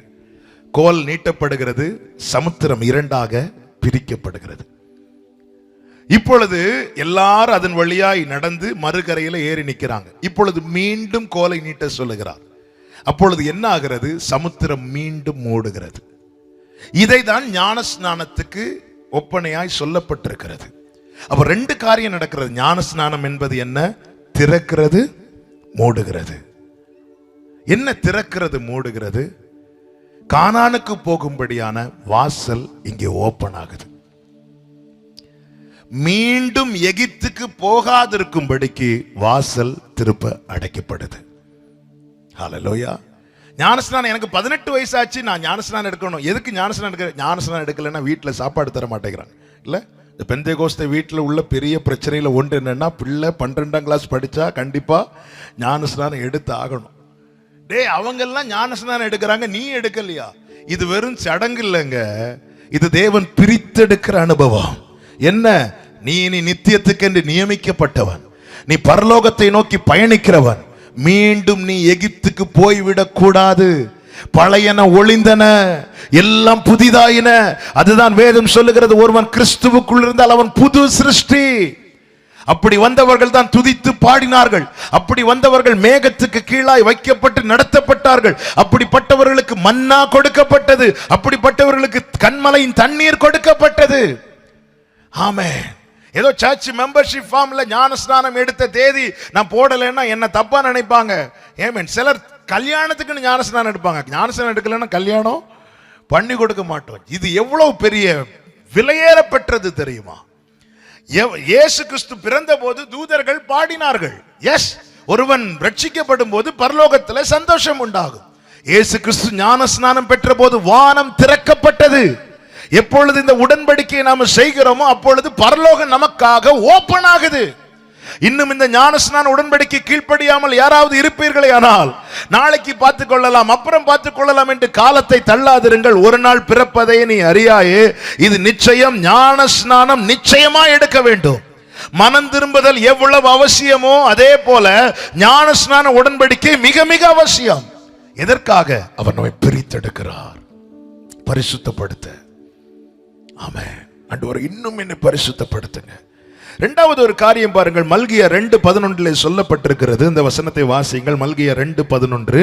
யூதா ஜனங்கள் துரோகம் பண்ணினார்கள், இஸ்ரவேலிலும் எருசலேமிலும் அருவருப்பான காரியம் செய்யப்பட்டது. கர்த்தர் சிநேகிக்கிற பரிசுத்தத்தை, அந்த வார்த்தையை பாருங்க, கர்த்தர் சிநேகிக்கிற பரிசுத்தம். கர்த்தர் ஏன் நான் பரிசுத்தமா இருக்கணும் தெரியுமா? கர்த்தர் சிநேகிக்கிற பரிசுத்தம். காயின் கொண்டு வந்தது அழுகுன காய்கறிகளை அல்ல, முதற்பலன. ஆனா பைபிள் என்ன சொல்லுதுன்னா, கர்த்தர் ஆபேலையும் அவன் காணிக்கையை அங்கீகரித்தார், காயினையும் அவன் காணிக்கையும் அங்கீகரிக்கவில்லை. இப்ப நான் உங்க மத்தியில பாட்டு பாடுறேன், பிரசங்கம் பண்றேன். பரவாயில்ல, இவர் நல்லா பாடுறாரு, இவர் பிரசங்கம் பண்றாரு, எல்லாம் சொல்லலாம். ஆனா அவர் சிநேகிக்கிற பரிசுத்தம் எனக்குள்ளே இல்லாமல் இருந்தால் நான் பண்ணுகிறது ஒன்றும் அவரால் ஏற்றுக்கொள்ள முடியாது. கர்த்தர் பரிசுத்தத்தை விரும்புகிறார். எனவே தான் தாவீது 139வது சங்கீதத்தில் சொல்லுகிறார், உம்மை பகைக்கிறவர்களை நான் பகையாமலும் உமக்கு விரோதமாய் எழும்புகிறவர்களை நான் அருவருக்காமலும் இருப்பேனோ. முழு பகையாய் அவர்களை பகைக்கிறேன். இந்த இருதயம் வேணுங்க. புதிய ஏற்பாட்டிலே நமக்கு யுத்த மாம்சத்தோடு இரத்தத்தோடும் கிடையாது. அப்ப தேவனை எது பகைக்க வைக்கிறதுன்னா பாவம், அக்கிரமம், மீறுதல், இவைகளை முழு பகையாய் பகைக்கணும். இது எங்க அப்பாவுக்கு பிடிக்காது. யோசேப்பை பாத்தீங்களா? பாவம் செய்யும்படியான ஒரு சூழ்நிலை எல்லாம் கிடைத்த போதிலும் அவன் என்ன சொன்னான் பாத்தீங்களா? நான் அவருக்கு துரோகம் பண்ண மாட்டேன், எனக்கு பிடிக்காததுனால நான் ஓடல, என் அப்பாவுக்கு இது பிடிக்காது. ஏன்னா அவர் பரிசுத்தத்தை சிநேகிக்கிறார். தகப்பன் உண்மையாய் ஆண்டவர் மேல பாசம் இருக்கிறவங்க பாவத்தை வெறுப்பாங்க. ஏன்னா அவர் நேசிக்கிறது பாவத்தை அல்ல, அவர் நேசிக்கிறது பரிசுத்தத்தை. கர்த்தர் சிநேகிக்கிற பரிசுத்தம். அப்ப இனி அவரை போல மாற்றப்படும்படிக்கு சுத்திகரிக்கிறார்னா ஒன்றை புரிந்து கொள்ளுங்கள், நம்முடைய இருதயமும் எதைதான் விரும்பணும்னா பாவத்தை அல்ல, பரிசுத்தத்தை. என் இருதயம் இன்னும் பாவத்தை விரும்புமானால், இன்னும் தீமையை விரும்புமானால், விலக்கப்பட்டதை என் மேல் என்னுடைய இருதயம் விலக்கப்பட்டவைகள் மேல விருப்பம் கொள்ளுமானால், நான் ஆண்டவரை உம்மை நேசிக்கிறேன் நேசிக்கிறேன் சொல்ற வார்த்தை எல்லாம் போய் பாடுவோம். நேசிக்கிறேன் நேசிக்கிறேன் 1000 பாட்டு பாடுவோம். ஆனால் கர்த்தர் எதை நேசிக்கிறாரோ அதை நான் நேசிக்கணும். அப்படி நேசித்தேன்னா நான் சரியான பாதையில் நிற்கிறேன். எனவேதான் வேதம் சொல்லுகிறது, மேகம் போன்ற இத்தனை திரளான சாட்சிகள் சூழ்ந்து நிற்க பாவமான யாவையும் பாரமான யாவையும் உங்களை சுற்றி நெருங்கி நிற்கிற பாவத்தையும் தள்ளிவிடு. இது எனக்கு பிடிக்கல. ஏன் பிடிக்கல? நேற்று வரை செஞ்சிட்டு இருந்தியப்பா, நேற்று வரை உன் ஃப்ரெண்ட்ஸு கூட போய் பாவமான காரியத்தில் எவ்வளவு துணிந்து செஞ்ச, இன்னைக்கு ஏன் உனக்கு பிடிக்கல? ஏன் பிடிக்கலன்னு என் அப்பாவுக்கு இது பிடிக்காது. உண்மையா ஆண்டவரை நேசிக்கிறவங்க இருதயம் சொல்லும், நான் பரிசுத்தத்தை நேசிக்கிறேன், நான் பாவத்தை வெறுக்கிறேன். கர்த்தர் சிநேகிக்கிற பரிசுத்தம். ஆராதனை என்பது எதுக்குங்க செய்கிறோம்? ஞாயிற்றுக்கிழமை கூடி எதுக்கு ஆராதனை செய்கிறோம்? அவருக்கு கொடுக்க தானே. அதுதானே ஆராதனை. ஆராதனை என்பது பலி. பலி என்பது கர்த்தருக்கு கொடுப்பது. அவருக்கு பிடித்தது தானே கொடுக்கணும். எனவேதான் வேதம் சொல்லுகிறது, பரிசுத்த அலங்காரத்துடனே கர்த்தரை தொழுது கொள்ளுங்க. பரிசுத்தம். நான் என்னதான் ஆராதித்தாலும், எத்தனை ஆராதனையில கலந்து கொண்டால் அவர் விரும்புகிற பரிசுத்தம் என்னில் இல்லை என்றால் நான் கொடுக்கிறதை அவரால் ஏற்றுக்கொள்ள முடியாது.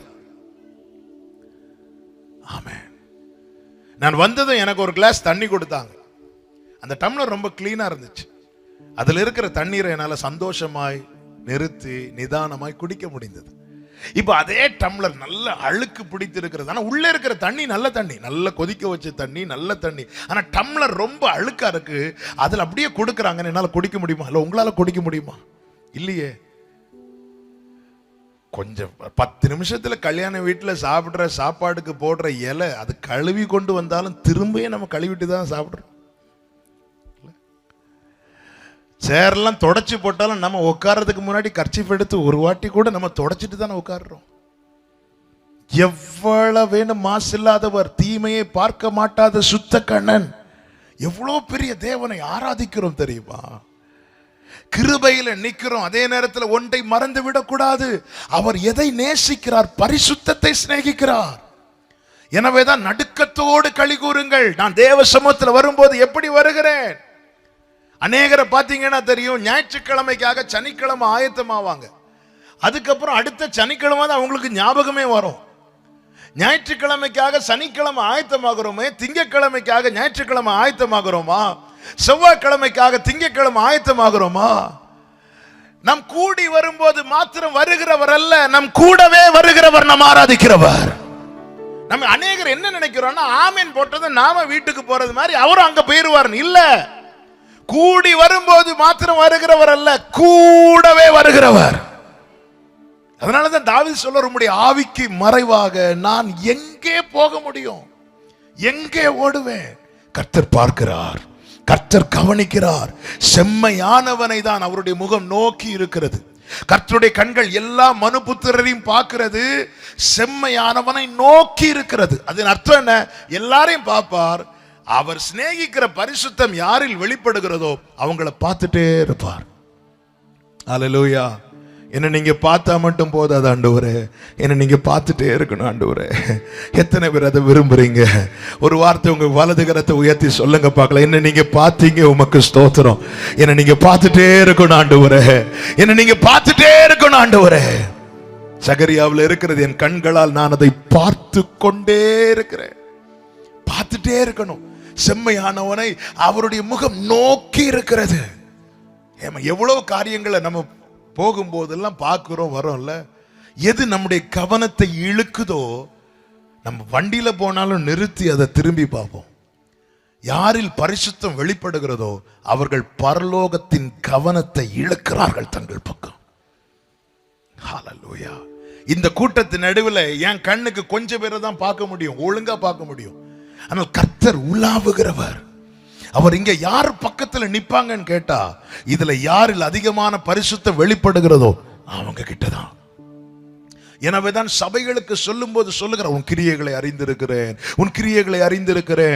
எபேசு துவங்கி லவோதிக்கேயா வரைக்கும் சொல்லு வரைக்கும் உன் கிரியைகளை அறிந்திருக்கிறேன், நீ சரி பண்ணு சரி பண்ணு சரி பண்ணுன்னு சொல்லிட்டு ஒவ்வொரு சபையை சொல்லி முடிவில் என்ன சொல்லுகிறார்? ஆவியானவர் சபைகளுக்கு சொல்லுகிறதை. ஏன் அப்படி சொல்லப்படுகிறது? காரணம் ஒன்றுதான், இந்த உபதேசம் தான் நம்மை சுத்திகரிக்கும். ஹல்லேலூயா. அவர் சிநேகிக்கிற பரிசுத்தம் நமக்கு தேவை. கர்த்தரை ஆராதிக்கிறவர்கள் பரிசுத்த அலங்காரத்தோடு தொழுது கொள்ள வேண்டியது அவசியம். பாருங்கள், எகிப்தில் இருக்கிற ஜனங்கள் வெளியே வரணும், கர்த்தருக்கு மகிமை உண்டாவதாக. பார்வோன் இடத்துல மோசே போய் சொல்றார், தேவனை ஆராதிக்கும்படி ஜனங்களை போக விடு. ஆரம்பத்தில் முடியாதுன்னு சொல்லிட்டு இருக்கிற பார்வோன் இப்போ ஒரு காரியத்தை சொல்லுகிறான். என்ன சொல்லுகிறான் அப்படி என்றால், யாத்திராகமம் 8வது அதிகாரம் 25வது வசனத்தை வாசிங்கள். யாத்திராகமம் 8:25. அப்பொழுது பார்வோன் மோசேயையும் ஆரோனையும் அழைப்பித்து, நீங்கள் போய் உங்கள் தேவனுக்கு தேசத்திலே தானே பலியிடுங்கள். தேசத்திலே, அதாவது என்ன அர்த்தம்னா எகிப்திலேயே நீங்க ஆராதிங்க அப்படிங்க. மோசே என்ன சொல்றாரா? நோ, நாங்க எகிப்தை விட்டு தான் ஆராதிப்போம். எகிப்தில் ஆராதிக்கிறதுக்கும் எகிப்தை விட்டு ஆராதிக்கிறதுக்கும் வித்தியாசம் என்ன? எகிப்தில் என்னதான் ஆராதித்தாலும் சிங்காசனத்துல யாரு தான் இருப்பா? பார்வோன் தான் இருப்பான். பாவத்தில் இருந்து ஆராதிக்கிறவனுக்கு அந்த ஆராதனையை தேவனுக்கு சரியாய் கொடுக்க முடியாது. பாவத்தை விட்டு ஆராதித்தால், எகிப்தை விட்டு ஆராதித்தால், மேக ஸ்தம்பத்திலும் அக்கினி ஸ்தம்பத்திலும் கர்த்தர் இருப்பார். இன்னைக்கு ஆராதிக்கிறதுக்கு சாத்தான் தடை பண்ண மாட்டான். யார தடை பண்ணுவான் தெரியுமா? எகிப்தை விட்டு ஆராதிக்கிறான் தெரியுமா, அவனை தான் தடை பண்ணுவான். ஆராதிக்கிற எல்லாருக்கும் தடையான்னு பார்த்தா இல்ல. யாரு பரிசுத்த அலங்காரத்தோடு தொழுது கொள்ளுகிறார்களோ அவங்க ரொம்ப சின்ன கூட்டமா இருப்பாங்க. அங்கதான் பிரச்சனை, அங்கதான் தடை. எகிப்தை விட்டு ஆராதித்தால் அந்த ஆராதனை பரலோகத்துக்கு போகும். அந்த ஆராதனை பரலோகத்துக்கு போனால் அவர் பூமியில உலாவ இறங்குவார். அவர் எழுந்தருளினார், அந்நிய வல்லமைக்கு எப்படி நிற்க முடியும்? சபையை பரிசுத்த அலங்காரத்தோடு தொழுது பார். இந்த பூமி கர்த்தரை அறிகிற அறிவினால் நிரம்பும் என்பதிலே சந்தேகம் இல்லை. ஹல்லேலூயா. பரிசுத்த அலங்காரத்தை, நான் கர்த்தரை ஆராதிக்கிறவன், நான் ஜீவனுள்ள தேவனை ஆராதிக்கிறவன். இந்த வைராக்கியத்தை சாத்ராக், மேஷாக், ஆபேத்நேகோ, தானியேல் பாராட்டினதனால் தானே அந்த பட்டணத்திலே தானியேலின் தேவனை போல் ஒரு தேவன் இல்லை என்று ராஜா முதல் எல்லாரும் அறிந்து கொண்டார்கள். கர்த்தரை ஆராதிக்கிறவங்க எதையும் செய்து துணிகரமாய் 6 நாட்கள் கண் விரும்பினதை பார்த்து, கால் போன போக்கில் போய் இருதயம் மாம்சமும் மனசும் விரும்பினதை துணிகரமாய் செய்துவிட்டு கர்த்தருடைய சமூகத்தில் வந்து, ஆண்டவரே உம்மை ஆராதிக்கிறோம், நேசிக்கிறேன் சொல்லும் போது கொஞ்சம் நல்லா, நமக்கு நல்லா இருக்கும். இன்னைக்கு நான் ஆராதனை அட்டெண்ட் பண்ணிட்டேன், ஆனா அந்த ஆராதனை எங்க போச்சு? கர்த்தருடைய சமூகத்தில் போனதா? ஹல்லேலூயா. பவுலும் சீலாவும் ஆராதித்த போது எத்தனை பேருடைய கட்டுகள் உடைந்தது. அதை கேட்டு கொண்டிருந்த அத்தனை பேர் கட்டுகளும் உடைந்தது என்று தான் வேதம் சொல்லுகிறது. அங்க ஒண்ணுமே கிடையாது, மைக்கு கிடையாது, ஸ்பீக்கர் கிடையாது, கீபோர்டு கிடையாது, ஒண்ணும் கிடையாது. வேதனை நடுவில் உண்மையை ஆராதித்தாங்க, பரிசுத்த அலங்காரத்தோடு தொழுது கொண்டாங்க. அவர்கள் பாடி துதிக்கிறத பக்கத்துல இருந்தவங்க எல்லாம் கேட்டு கொண்டிருந்தார்களாம். கொஞ்ச நேரம் ஆகல, கட்டுகள் அவிழ்ந்தது. இவர்களுடைய கட்டுகள் மாத்திரமல்ல, சுற்றிலும் இருந்த அத்தனை பேருடைய கட்டுகளும். உண்மையாய் ஆராதிக்கிற தேவ பிள்ளை இருக்கிற பட்டணத்தில் விடுதலை உண்டாகும். எனவேதான் வேதம் சொல்லுகிறது, நீதிமான் நன்றாய் இருந்தால் பட்டணம் களி கூறும். இன்னைக்கு ஏன் வேதனை மேல வேதனை தெரியுமா? நீதிமான் நல்லா இல்ல. ஆராதிக்கிறோம், நல்லா ஆராதிக்கிறோம், ஆனா தேவன் விரும்புகிற பரிசுத்த அலங்காரத்தோடு ஆராதிக்கிறோமா? ஆராதனை விஷயத்துல காம்ப்ரமைஸ் பண்ணவே கூடாது. பிசாசான பல தந்திரங்களை கொண்டு நீ எகிப்திலே ஆராதிச்சுக்கோ. அடுத்து என்ன சொல்றான் எடுத்து வாசிக்க நேரம் இல்ல. நீ ரொம்ப தூரம் போய் ஆராதிக்காத, கொஞ்சம் பக்கத்துல போய் ஆராதிச்சுக்கோ. அதன் அர்த்தம் என்ன? சண்டே மட்டும் சர்ச்சுக்கு போயிரு, மண்டே எகிப்துக்கு வந்துரு. ஆமென். அதாவது அதான் சொன்ன சிலர் பாத்தீங்கன்னா தெரியும், திருவிருந்து வரும்போது, அதாவது கர்த்தருடைய பந்தி வரும்போது காட்டுவாங்க பாருங்க ஒரு பக்தி. கொஞ்சம் ரசம் கொஞ்சம் அப்பம் சாப்பிட்டதுக்கு அப்புறம் அந்த பக்தி எல்லாம் சேர்ந்து விழுங்கிடுவாங்க. அப்படி விழுங்கிட்டு அதுக்கப்புறம் அந்த திருவிருந்து டேபிளுக்கு முன்னாடி அவங்க காட்டுற அவ்வளவுதான். அடுத்த நாள் சர்ச்சுக்கு வந்தா அதெல்லாம் ஒண்ணுமே இல்லை. அந்த திருவிருந்து பாத்திரம் வரும்போது முழங்கால் போட்டுருவாங்க, கீழே விழுந்துருவாங்க, அழுதுருவாங்க. மற்ற நாள் சர்ச்சில் பார்த்தா அப்படி சேர்ல சாஞ்சிட்டு கால் மேல கால் போட்டுட்டு அப்படியே இருப்பாங்க. எங்க போச்சு? காலையில தோண்டி மாலையில மறைகிறது வண்ணமா இருக்கிறது. ஆண்டவர் கேட்க, நான் பிதாவானால் எனக்குரிய கனம் எங்க? ஹல்லேலூயா. தேவனை ஆராதிக்கிறவர்கள் நாம. இந்த ஜனத்தை நான் எனக்கென்று ஏற்படுத்தினேன், இவர்கள் என் துதியை சொல்லி வருவார்கள். பிரித்தெடுக்கப்பட்ட கூட்டம் நாம. எப்பொழுது தேவன் ஆராதிக்க வைக்கிறார் இஸ்ரவேலரை? எகிப்திலிருந்து வெளியே கொண்டு வந்து செங்கடலை கடத்தி விட்டு அவர்களை நடத்தி கொண்டு போய், அதாவது எகிப்தின் வாசனையே இல்லாத இடத்துல கொண்டு வந்து ஜனங்களை இப்போ துதிக்க வைக்கிறார். இப்போ ஜனங்க பாடுறாங்க, கர்த்தாவே தேவர்களில் உமக்குப்பானவர். பாட வைக்கிற. எங்க வச்சு பாட வச்சார் தெரியுமா? எகிப்தின் வாசனையற்ற இடத்துல கொண்டு வந்து நிறுத்தி பாட வைக்கிறார். இப்படிதாங்க ஆராதிக்கிறவங்க. நல்லா புரிஞ்சுக்கோங்க, நாம் ஆராதிக்கும் போது அவர் நம்மத்தில உலாவ வேண்டும். உபாகமம் 23:14 சொல்லப்பட்டிருக்கிறது, அவர் உன் பாளையத்தில் உலாவும் போது உன்னில் அசுசியான காரியத்தை கண்டு உன்னை விட்டு போகாதபடிக்கு உன் பாளையம் சுத்தமா இருக்க கடவது. நம்முடைய சரீரம் தேவன் தங்கும் ஆலயம். இது தேவனுடைய வீடு. இதுக்கு அவர் ஒரு கிரயம் கொடுத்திருக்கிறார். அந்த கிரயம் தான் சிலுவையிலே சிந்தப்பட்ட இரத்தம். நாம் கிரயத்துக்கு கொல்லப்பட்டிருக்கிறோம். ஆவியினாலும் சரீரத்தினாலும் அவரை மகிமைப்படுத்தும்படியாய் கிரயத்துக்கு கொல்லப்பட்டிருக்கிறோம். ஆண்டவராகிய இயேசு கிறிஸ்து இந்த பூமியிலே மாம்சமாகி வெளிப்பட்டார். நமக்காக அனுப்பப்பட்ட ஆவியானவர், அவருக்கு ரூபம் இல்லை, அவர் மாம்சமாகவில்லை. மாறாக என்ன செய்கிறார்? நமக்குள் இருந்து நம் வழியாய் அவர் பார்க்க விரும்புகிறார். நம் வழியாய் அவர் பேச விரும்புகிறார். நம் வழியாய் அவர் கிரியை செய்ய விரும்புகிறார். நம் வழியாய் அவர் செயல்பட விரும்புகிறார். ஹல்லேலூயா. அப்போ ஆவியானவர் முற்றிலுமாய் நம்மில் செயல்படத்தக்கதாய் நம்முடைய சரீரமாகிய இந்த ஆலயம் பரிசுத்தமாய் இருக்குமானால் நம்மில் யார் வெளிப்படுவார் தெரியுமா? கிறிஸ்து வெளிப்படுவார். ஆண்டவராகிய இயேசு கிறிஸ்து சொன்னார், நானே உலகத்துக்கு ஒளியாய் இருக்கிறேன் என்று. தம்மோடு இருக்கிறவர்களை பார்த்து சொன்னார், நீங்கள் வெளிச்சமா இருக்கிறீங்க அப்படின்னு. அப்போ கிறிஸ்து போன இடத்துல எல்லாம் இருளில் இருந்த ஜனங்கள் வெளிச்சத்தை கண்டார்களா? நம்மில் ஆவியானவர் செயல்படுவதற்கேற்ற நம்முடைய சரீரம், நம்முடைய வாழ்க்கை பரிசுத்தமா இருக்குமானால் நாம் இருக்கிற வீட்டில் கிறிஸ்து வெளிப்படுவார். நம்ம வேலை பார்க்கிற இடத்துல கிறிஸ்து வெளிப்படுவார். நம்ம ஒரு கடையில போய் நின்னாங்க, கிறிஸ்து வெளிப்படுவார். ஆமென். ஹல்லேலூயா. பரிசுத்தம் அவசியம். பரிசுத்தம் அவசியம். சபைய பரிசுத்த விஷயத்துல நீ காம்ப்ரமைஸ் பண்ண கூடாது. இன்னும் தேவை. காரணம், நான் யாருடையவன் என்பதை மறந்துவிடக் கூடாது. நான் அவருடையவன், நான் அவருடையவள். என்னுடைய நிர்வாணத்தை மறைக்க தம்முடைய ரட்சிப்பை எனக்கு வஸ்திரமாக கொடுத்தார். நீதியை சால்வையாக தரிப்பித்திருக்கிறார். இனி என் வஸ்திரம் கரைபட்டு விடக்கூடாது. இனி என் சால்வை பறிக்கப்பட்டு விடக்கூடாது. நான் அவருடையவன். கர்த்தர் சிநேகிக்கிற பரிசுத்தம் என்னில் வெளிப்பட வேண்டும். அவர் பரிசுத்தத்தை சிநேகிக்கிறார். அது மாத்திரமல்ல, பரிசுத்தத்தின் அவசியத்தை 1-2 காரியத்தை கூட சொல்லி செபிக்க விரும்புகிறேன். யாத்திராகமம் 3வது அதிகாரம் அதனுடைய 5வது வசனத்தை வாசிங்கள். யாத்திராகமம் 3:5. Thank you, Holy Spirit. யாத்திராகமம் 3:5 வேகமா.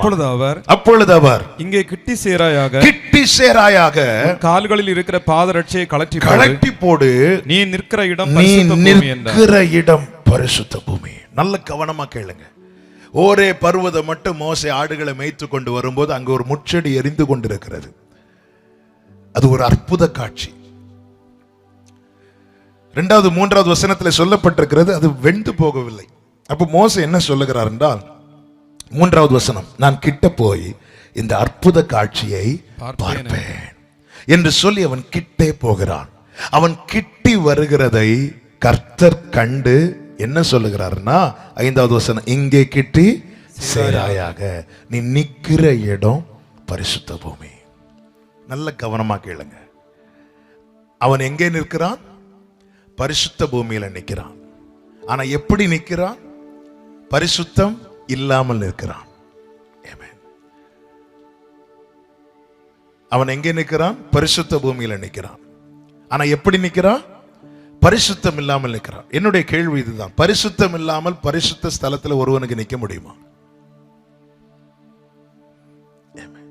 பரிசுத்த பூமியில ஆண்டவரே சொல்றாரு, இது பரிசுத்த பூமி, கிட்ட வராத, நீ நிக்கிற இடம் பரிசுத்த பூமி. அதன் அர்த்தம் என்னன்னா, நீ அதற்கான பரிசுத்தம் உன்னிடத்தில் இல்லை. ஆனா நீ நிற்கிற பூமி, நீ நிற்கிற இடம் பரிசுத்தம் இல்லாமல் பரிசுத்த ஸ்தலத்தில் ஒருவனுக்கு நிற்க முடியுமா?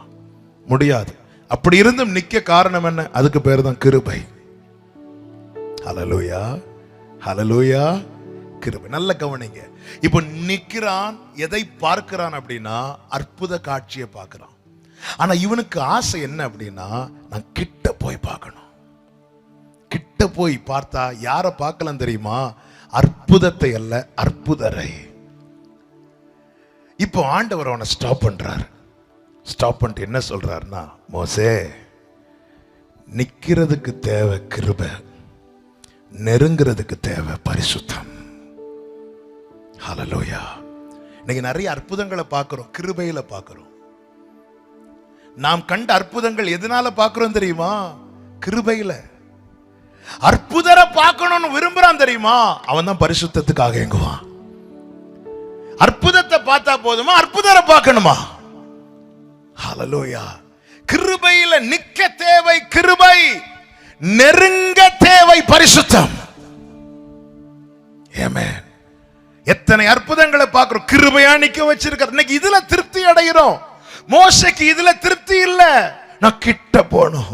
ஹல்லேலூயா. இன்னும் உம்மை அறியணுமே, இன்னும் உம்மை அறியணுமே, இன்னும் கிட்டி சேரணுமே. கிருபையா சபையில கொண்டு வந்து நிக்க வச்சிருக்கிறார்ல, எவ்வளவு நன்மைகளை காண வைத்திருக்கிறார், எத்தனை அற்புதங்களை காண்கிறோம். இதெல்லாம் நம்முடைய பரிசுத்தத்துல பார்க்கல, கிருபையில பார்க்கிறோம். கிருபையில பார்க்கிறோம். கிருபையில உன்னால அற்புதம் மட்டும்தான் பார்க்க முடியும்.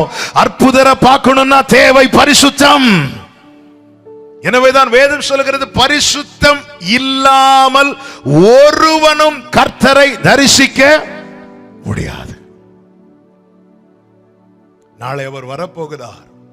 கிறிஸ்துவின் வருகை குறித்து வேதம் சொல்லுகிறது, அவர் வரும்போது அநேகர் மார்பில் அடித்து புலம்புவார்களாம், தங்களுக்கு கொடுக்கப்பட்ட தருணத்தை இழந்தோமே என்று, அவரை காயப்படுத்தினோமே, வேதனைப்படுத்தினோமே என்று.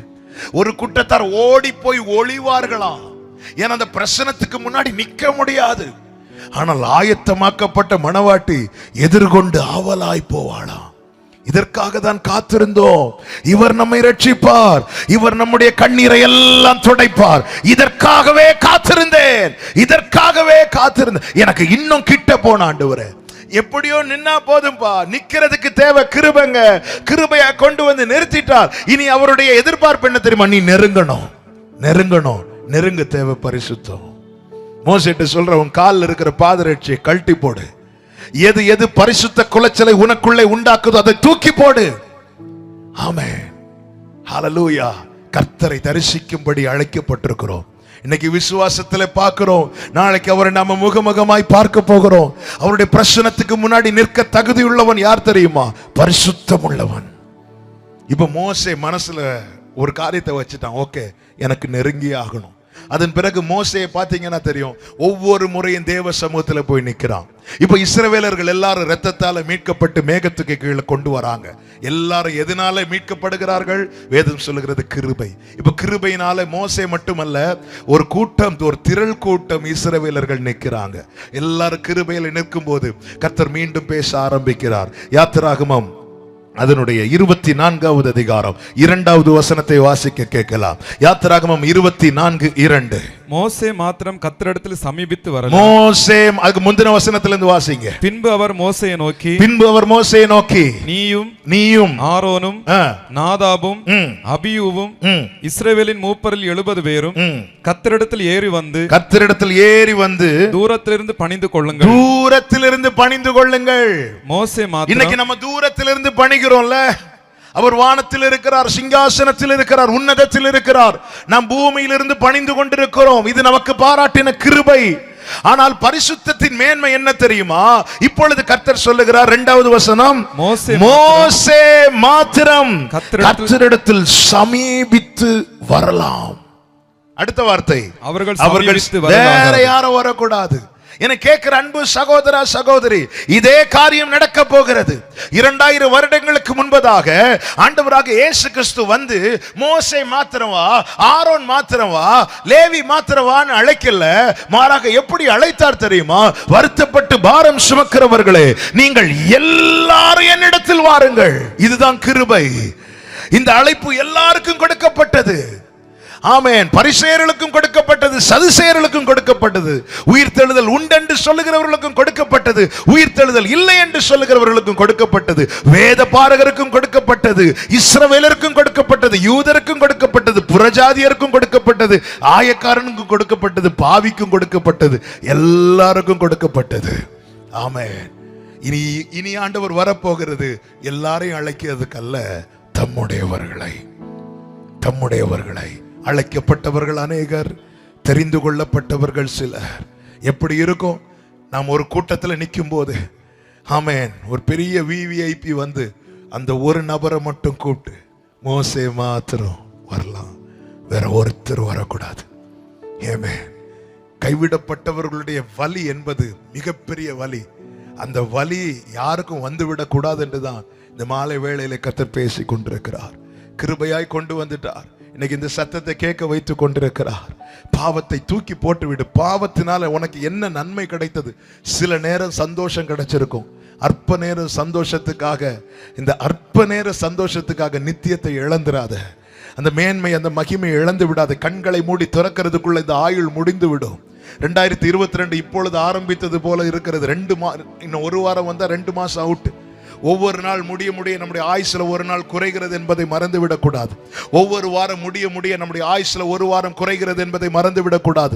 ஒவ்வொரு வருஷம் முடிய ஆயுசுல ஒரு வருஷம் அவுட்டு. நம்ம புது வருஷம் பிறந்ததுன்னு சொல்றோம். இல்ல, ஒரு வருஷம் போச்சு. அதனாலதையோ என்னமோ தெரியல, இந்த பர்த்டே கேக்ல எல்லாம் கேண்டில் எரிய வச்சுட்டு அப்படி ஊதுவாங்கல்ல. எதுக்குன்னா ஒரு வருஷம் இதோட போச்சு. திரும்பி பார்த்தா நம்முடைய எல்லையை நெருங்கி கொண்டு இருக்கிறோம். யார் யாருக்கு எவ்வளவு ஓட்டம்னு தெரியல. எல்லாருக்கும் ஒரே ஆயுளா? நிச்சயமா இல்ல. ஸ்தேவானும் பரிசுத்தவான் தான், யோவானும் பரிசுத்தவான் தான். ஆனால் ஸ்தேவானுடைய ஊழியம் ஒரு நாளா இருந்தது, யோவானுடைய ஊழியம் நெடுநாளா இருந்தது. ஒவ்வொருவருக்கென்று ஒரு காலத்தை கர்த்தர் குறித்து வைத்திருக்கிறார். ஆனா ஓட்டம் முடியும் போது பதட்டத்தோடு ஓட்டத்தை முடிக்க கூடாது, நிச்சயத்தோடு ஓட்டத்தை முடிக்கணும். என்ன, நான் விழிக்கும் போது அது சாயலால் திருப்தி ஆவேன். ஆமா, நான் நெருங்கணும் ஆண்டவரே. நெருங்க தேவை பரிசுத்தம். கிருபையினால் எல்லாரும் நிக்க வச்சிருக்கிறாருங்க. யாருனாலும் இப்ப சர்ச்சுக்கு வரலாம், எப்படிப்பட்டவங்களும் வரலாம். கிருபையினால் நிக்க வச்சிருக்கிறார். நான் சர்ச்சுக்கு வந்து என்ன நிக்க வச்சு என்ன ஆராதிக்க வச்சதுனால நான் ரொம்ப பெர்ஃபெக்ட் மட்டும் நினைச்சிடாதீங்க. நான் பெர்ஃபெக்ட் ஆகணும், நான் பரிசுத்தமாகணும். ஆமென். 3வது அதிகாரத்துல மோசே கிட்ட சொல்றார், மோசே கிட்ட வராதுன்ட்டாரு. மோசே உள்ளத்துல அந்த வார்த்தையை வைத்து கொண்டான். ஒரு நாள் இதே ஆண்டவர் என்ன பார்த்து சொல்லணும், மோசே மாத்திரம் என் கிட்ட வா. ஹல்லேலூயா. நாளை கிறிஸ்து வெளிப்படும் போது கூப்பிடணுங்க நம்மள பேர் சொல்லி. நீ வரலாம் என்கிட்ட. வனாந்திரத்திலிருந்து தன் நேசர் மேல் சார்ந்து கொண்டு வருகிற இவள் யார்?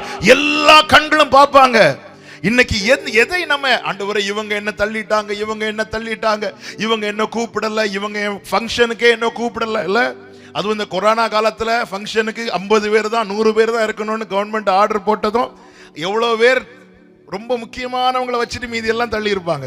அந்த தள்ளப்பட்ட கூட்டத்தில் நாமளும் இருந்திருக்கலாம். உடனே ஐயோ இவங்க கூப்பிடலையே, அவங்க கூப்பிடலையே, இதுக்கெல்லாம் ஃபீல் பண்றோமே. நாளைக்கு அவருடைய விருந்துக்கு அவர் நம்மை கூப்பிடாம நம்ம பக்கத்தில் இருக்கிறவங்களை கூப்பிட்டுட்டு போனா இத்தனை காலம் ஆராதித்து என்ன பிரயோஜனம்? இத்தனை காலம் ஆண்டவரே, அப்பா, பிதாவே என்று சொல்லி என்ன பிரயோஜனம்? தூரத்திலிருந்து பணிந்து கொள்ளல்ல உன்னை அழைத்தது, சமீபத்தில் வந்து தொழுது கொள்ளவே உன்னை அழைத்திருக்கிறார். இதற்காக தான் அந்த மகா பரிசுத்த ஸ்தலத்தை மூடி இருந்த திரைச்சிலையை மேலிருந்து கீழாக இரண்டாக கிழித்து அந்த கிருபாசன தண்டை தைரியமாய் நெருங்கும் பாக்கியத்தை தேவன் தந்திருக்கிறார். விட்டு விடாதே, விலகி விடாதே, காலம் சமீபமாய் இருக்கிறது. அவரை தரிசிக்க பரிசுத்தம் பரிசுத்தம் பரிசுத்தம் தேவை. எனவேதான் எபிரேயர் 12:14 சொல்லப்பட்டிருக்கிறது, யாவரோடும் சமாதானமாயிருங்கள். அந்த வசனத்தை வாசிங்க, எபிரேயர் 12:14.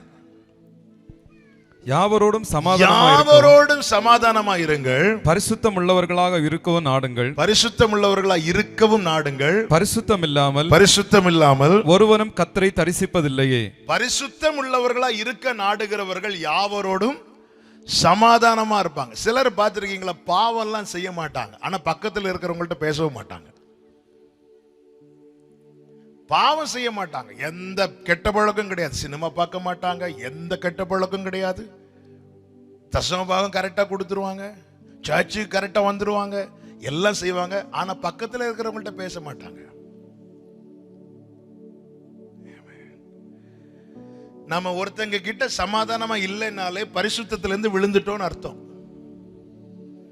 அந்த பரிசேயனை மாதிரி வேணா ஜெபம் பண்ணலாம், நான் வாரத்துக்கு 2 நாள் உபவாசிக்கிறேன், நான் தசம பாகம் கரெக்டா கொடுக்கிறேன், 10 கட்டளைகளை கை கொள்ளுகிறேன் சொல்லலாம். ஆண்டவர் சொல்வார், அவன் அல்ல, அவன் அல்ல. என்னால என் சகோதரன்ட்ட பேச முடியுதா? என் பக்கத்து வீட்டில் இருக்கிறவங்கள்ட்ட பேச முடியுதா? நாம் எதை வைத்து ஒருத்தங்க கிட்ட பழகுறோம்? படிப்பை வைத்தா? இல்ல இந்த சர்ச்சுக்கு போறவங்க நாங்க அந்த சர்ச்சில் போறவங்களை பார்த்து பேச மாட்டோம், அப்படி இருக்கிறோமா? நமக்குள்ள சர்ச் ஸ்பிரிட் வந்துடக்கூடாது, நம்மை மதம் பிடித்து விடக்கூடாது, நம்ம கிறிஸ்து தான் பிடிக்கணும். ஆமென். வரல, யாவரோடும் என்னால எல்லாரும் கூட சமாதானமா இருக்க முடியலன்னா, நான் என்னதான் வெள்ளையும் போட்டாலும் நான் பரிசுத்தத்துல இருந்து விழுந்துட்டேன்னு அர்த்தம். பரிசுத்தம் இல்லாமல் ஒருவனும் கர்த்தரை தரிசிக்க முடியாது. எனவே தான் ஆண்டவர் சொன்னா, நீ பலி செலுத்த வரும்போது உன் பேரில் உன் சகோதரனுக்கு ஒரு குறை இருந்துச்சுன்னா அந்த பலி மிருகத்தை வச்சுட்டு ஓடி போய் ஒப்புரவாகிட்டு வா, சமாதானமாயிட்டு வா. கசப்பு நமக்குள்ள இருக்கக்கூடாது. நீங்க ஆண்டவராக இயேசு கிறிஸ்துவின் பாடுகளை கவனித்தீர்களானால் தெரியும், அவரை என்னெல்லாம் பண்ணாங்க தெரியுமா? நிந்தித்தார்கள், சகித்தார். கண்ணை கெட்டினாங்க, கண்ணை கட்டி தலையிலேயே கொட்டினாங்க, சகித்தார். ரோமத்தை எல்லாம் பிடித்து இழுத்தார்கள், சகித்தார். முகத்தில் காரி துப்பினார்கள், சகித்தார். பெரிய பெரிய முட்களால் கிரீடத்தை உண்டு பண்ணி தலையில இறுக அடித்தார்கள், சகித்தார். சாட்டை அடித்து சரீரத்தை கிழித்தார்கள், சகித்தார்.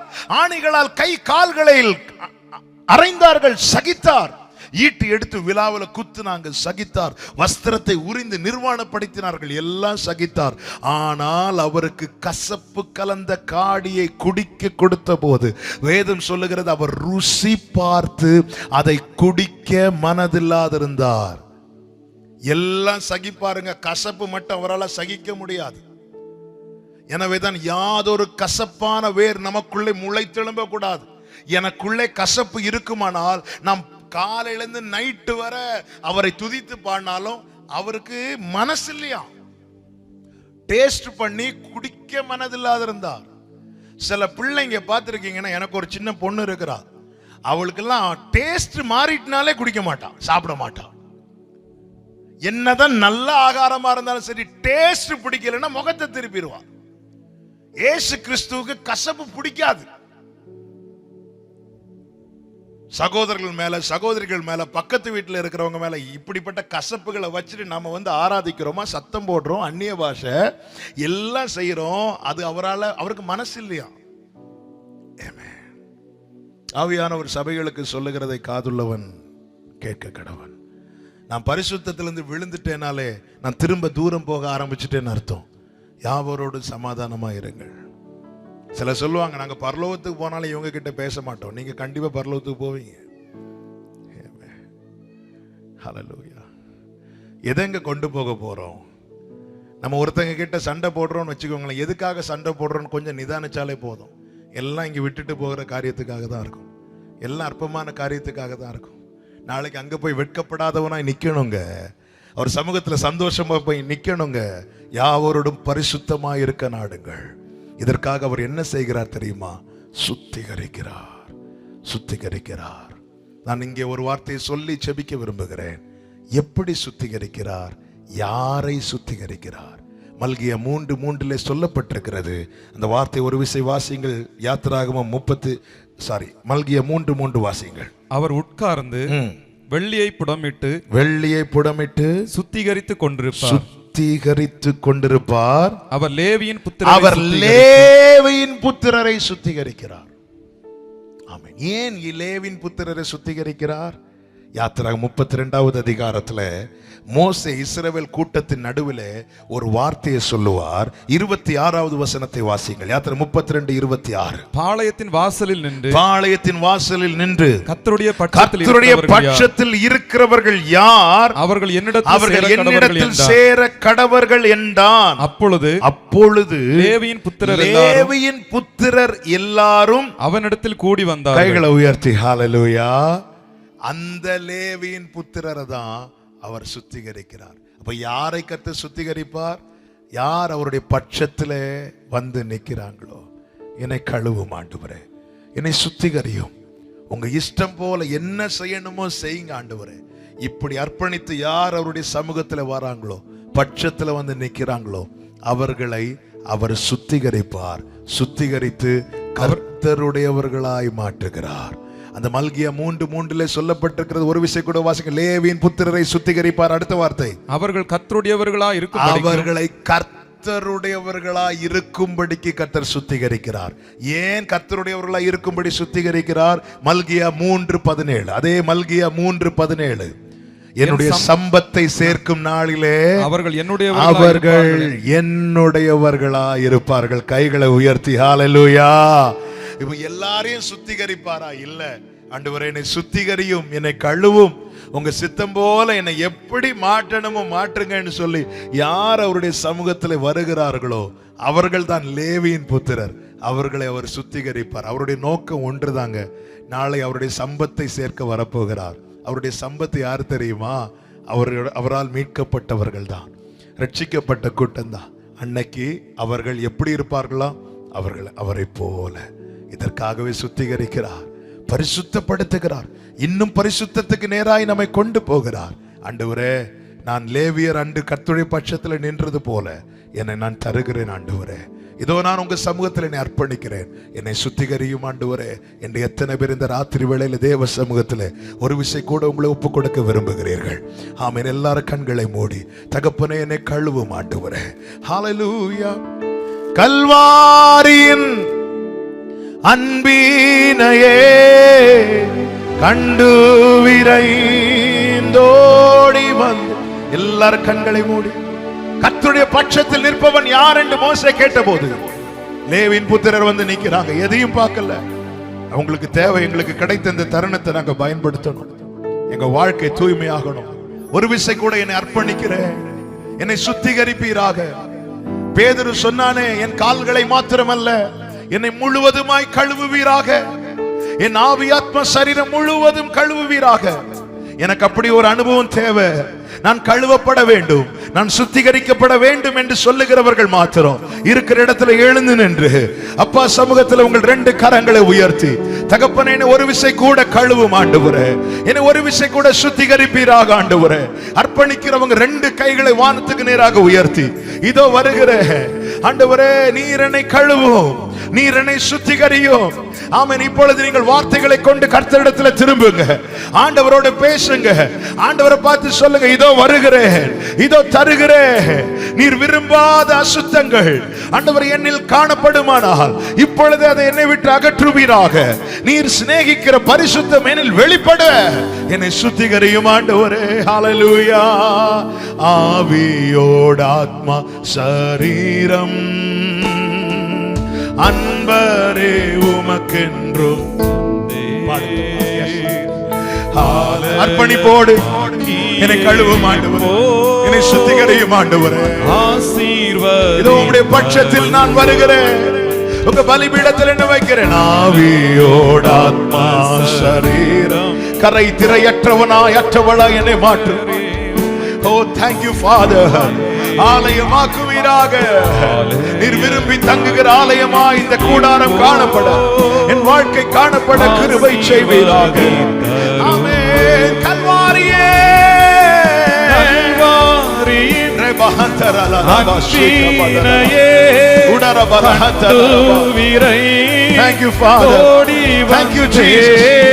Oh, தெளிக்கப்பட்ட இரத்தமே, எங்களுக்காய் நன்மை பேசும் இரத்தமே, கண்டு சுத்திகரியும், கழுவோடி தூய்மையாக்கும், கழுவும் திருரத்தாலே கரை நீங்க இருதயத்தை கழுவும் திருரத்தாலே கரை நீங்க எல்லாரும் கண்களை மூடி. அந்த பரிசுத்தம் இன்னும் தேவை. விரும்புறவங்க ரெண்டு கைகளை நல்ல வானத்துக்கு நேராக ஆண்டவர்கிட்ட பேசுங்க. இப்போ பேசுங்க. விட்டுறாதீங்கப்பா, விட்டுறாதீங்கப்பா. ஆண்டவரே, உங்களுக்கு தெரியும்பா என்ன நான் நினைச்சிட்டு இருந்தேன். நான் ரொம்ப சுத்தமா இருக்கிறேன். ஆனா நீங்க சொன்னீங்க, நான் உன்னை கழுவா விட்டால் என்னிடத்தில் உனக்கு பங்கு இல்லை. ஆண்டவர், நான் இழந்துடக்கூடாது. இந்த பூமியில எனக்கு எது கிடைக்காம போனாலும் அந்த ஜீவனுள்ளோர் தேசத்தில் உம்முடைய நன்மையை நான் பார்க்காம போயிடக்கூடாது. பேசுங்க, ஆண்டவர்கிட்ட பேசுங்க. இவ்வளவு நேரம் சத்தம் கேட்டீங்கல்ல, பேசுங்க. எனக்கு அழுவோம், சுத்திகரையோ பேசுங்க. ஆண்டவர் கேட்கிறார். நொறுங்குண்டவர்களுக்கு சமீபமா இருக்கிறார். அப்பா, விட்டுறக்கூடாது. ஆண்டவர், நானும் எப்படி நோவாவும் குடும்பமும் வார்த்தையின்படி கட்டப்பட்ட அந்த பேழைக்குள்ள இருந்தாங்களோ, இந்த வசனம் என்னும் பேழைக்குள்ள என்னையும் என் குடும்பத்தையும் கடைசி வரை வச்சுக்கோங்கப்பான்னு சொல்லுவீங்களா? கடைசி வரை வச்சுக்கோங்க. நான் மட்டும் இருந்தா போதாது, என் குடும்பம் இருக்கணும்பா, என் ஃபேமிலியும் இருக்கணும். நாளைக்கு சமூகத்தில் வந்து நிற்கும் போது இதோ நானும் கர்த்தர் எனக்கு கொடுத்த பிள்ளைகளோன்னு சொல்லணும். பேசுங்க தம்பி, பேசு தங்கச்சி, பேசு. கர்த்தர் உன்னை சுத்திகரிக்க விரும்புகிறார். லேவி பக்கத்துல உட்கார்ந்து சுத்திகரிப்பாரா? என் பக்கத்துல உட்கார்ந்துருங்கப்பான்னு சொல்லு. என் பக்கத்துல உட்கார்ந்துருங்கப்பா.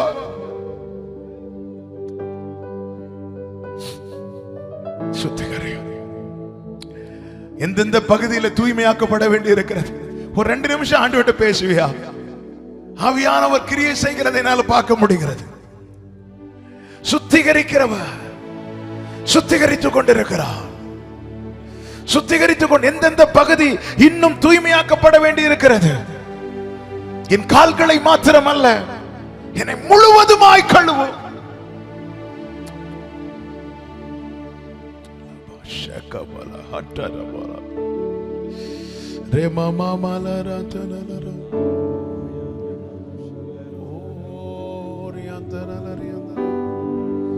ஜீசஸ் பாரும் தந்தையே, எந்தன் உள்ளத்தை யாரும் காணவுள் அலங்கோலத்தை பாரும் தந்தையே, எந்தன் உள்ளத்தை யாரும் காணவுள் அலங்கோலத்தை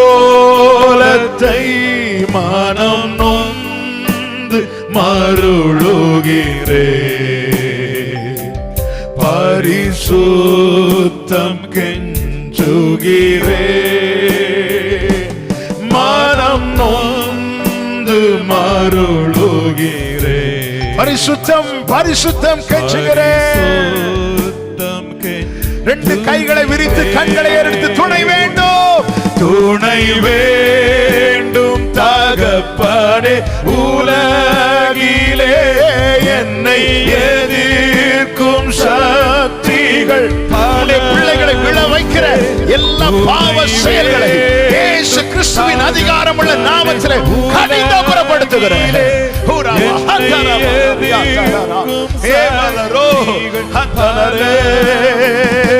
என் ஜீவன் எல்லை எங்கிலும் பரிசுத்தம் என எழுதும். இதுவே ஆலயத்தின் பிரமாணம், இதுவே எங்கள் பிரமாணமாய் இருப்பதாக.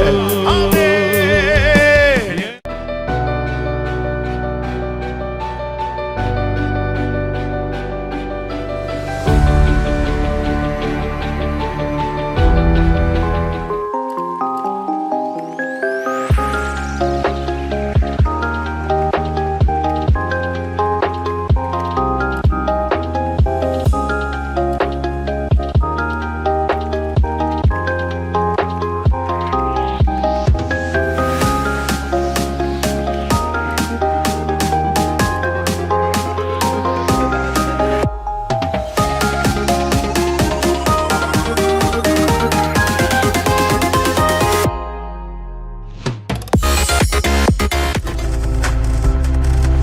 நீங்கள் பார்த்துக் கொண்டிருப்பது உங்கள் ஜாய் டிவி. உங்கள் துக்கம் சந்தோஷமாய் மாறும்.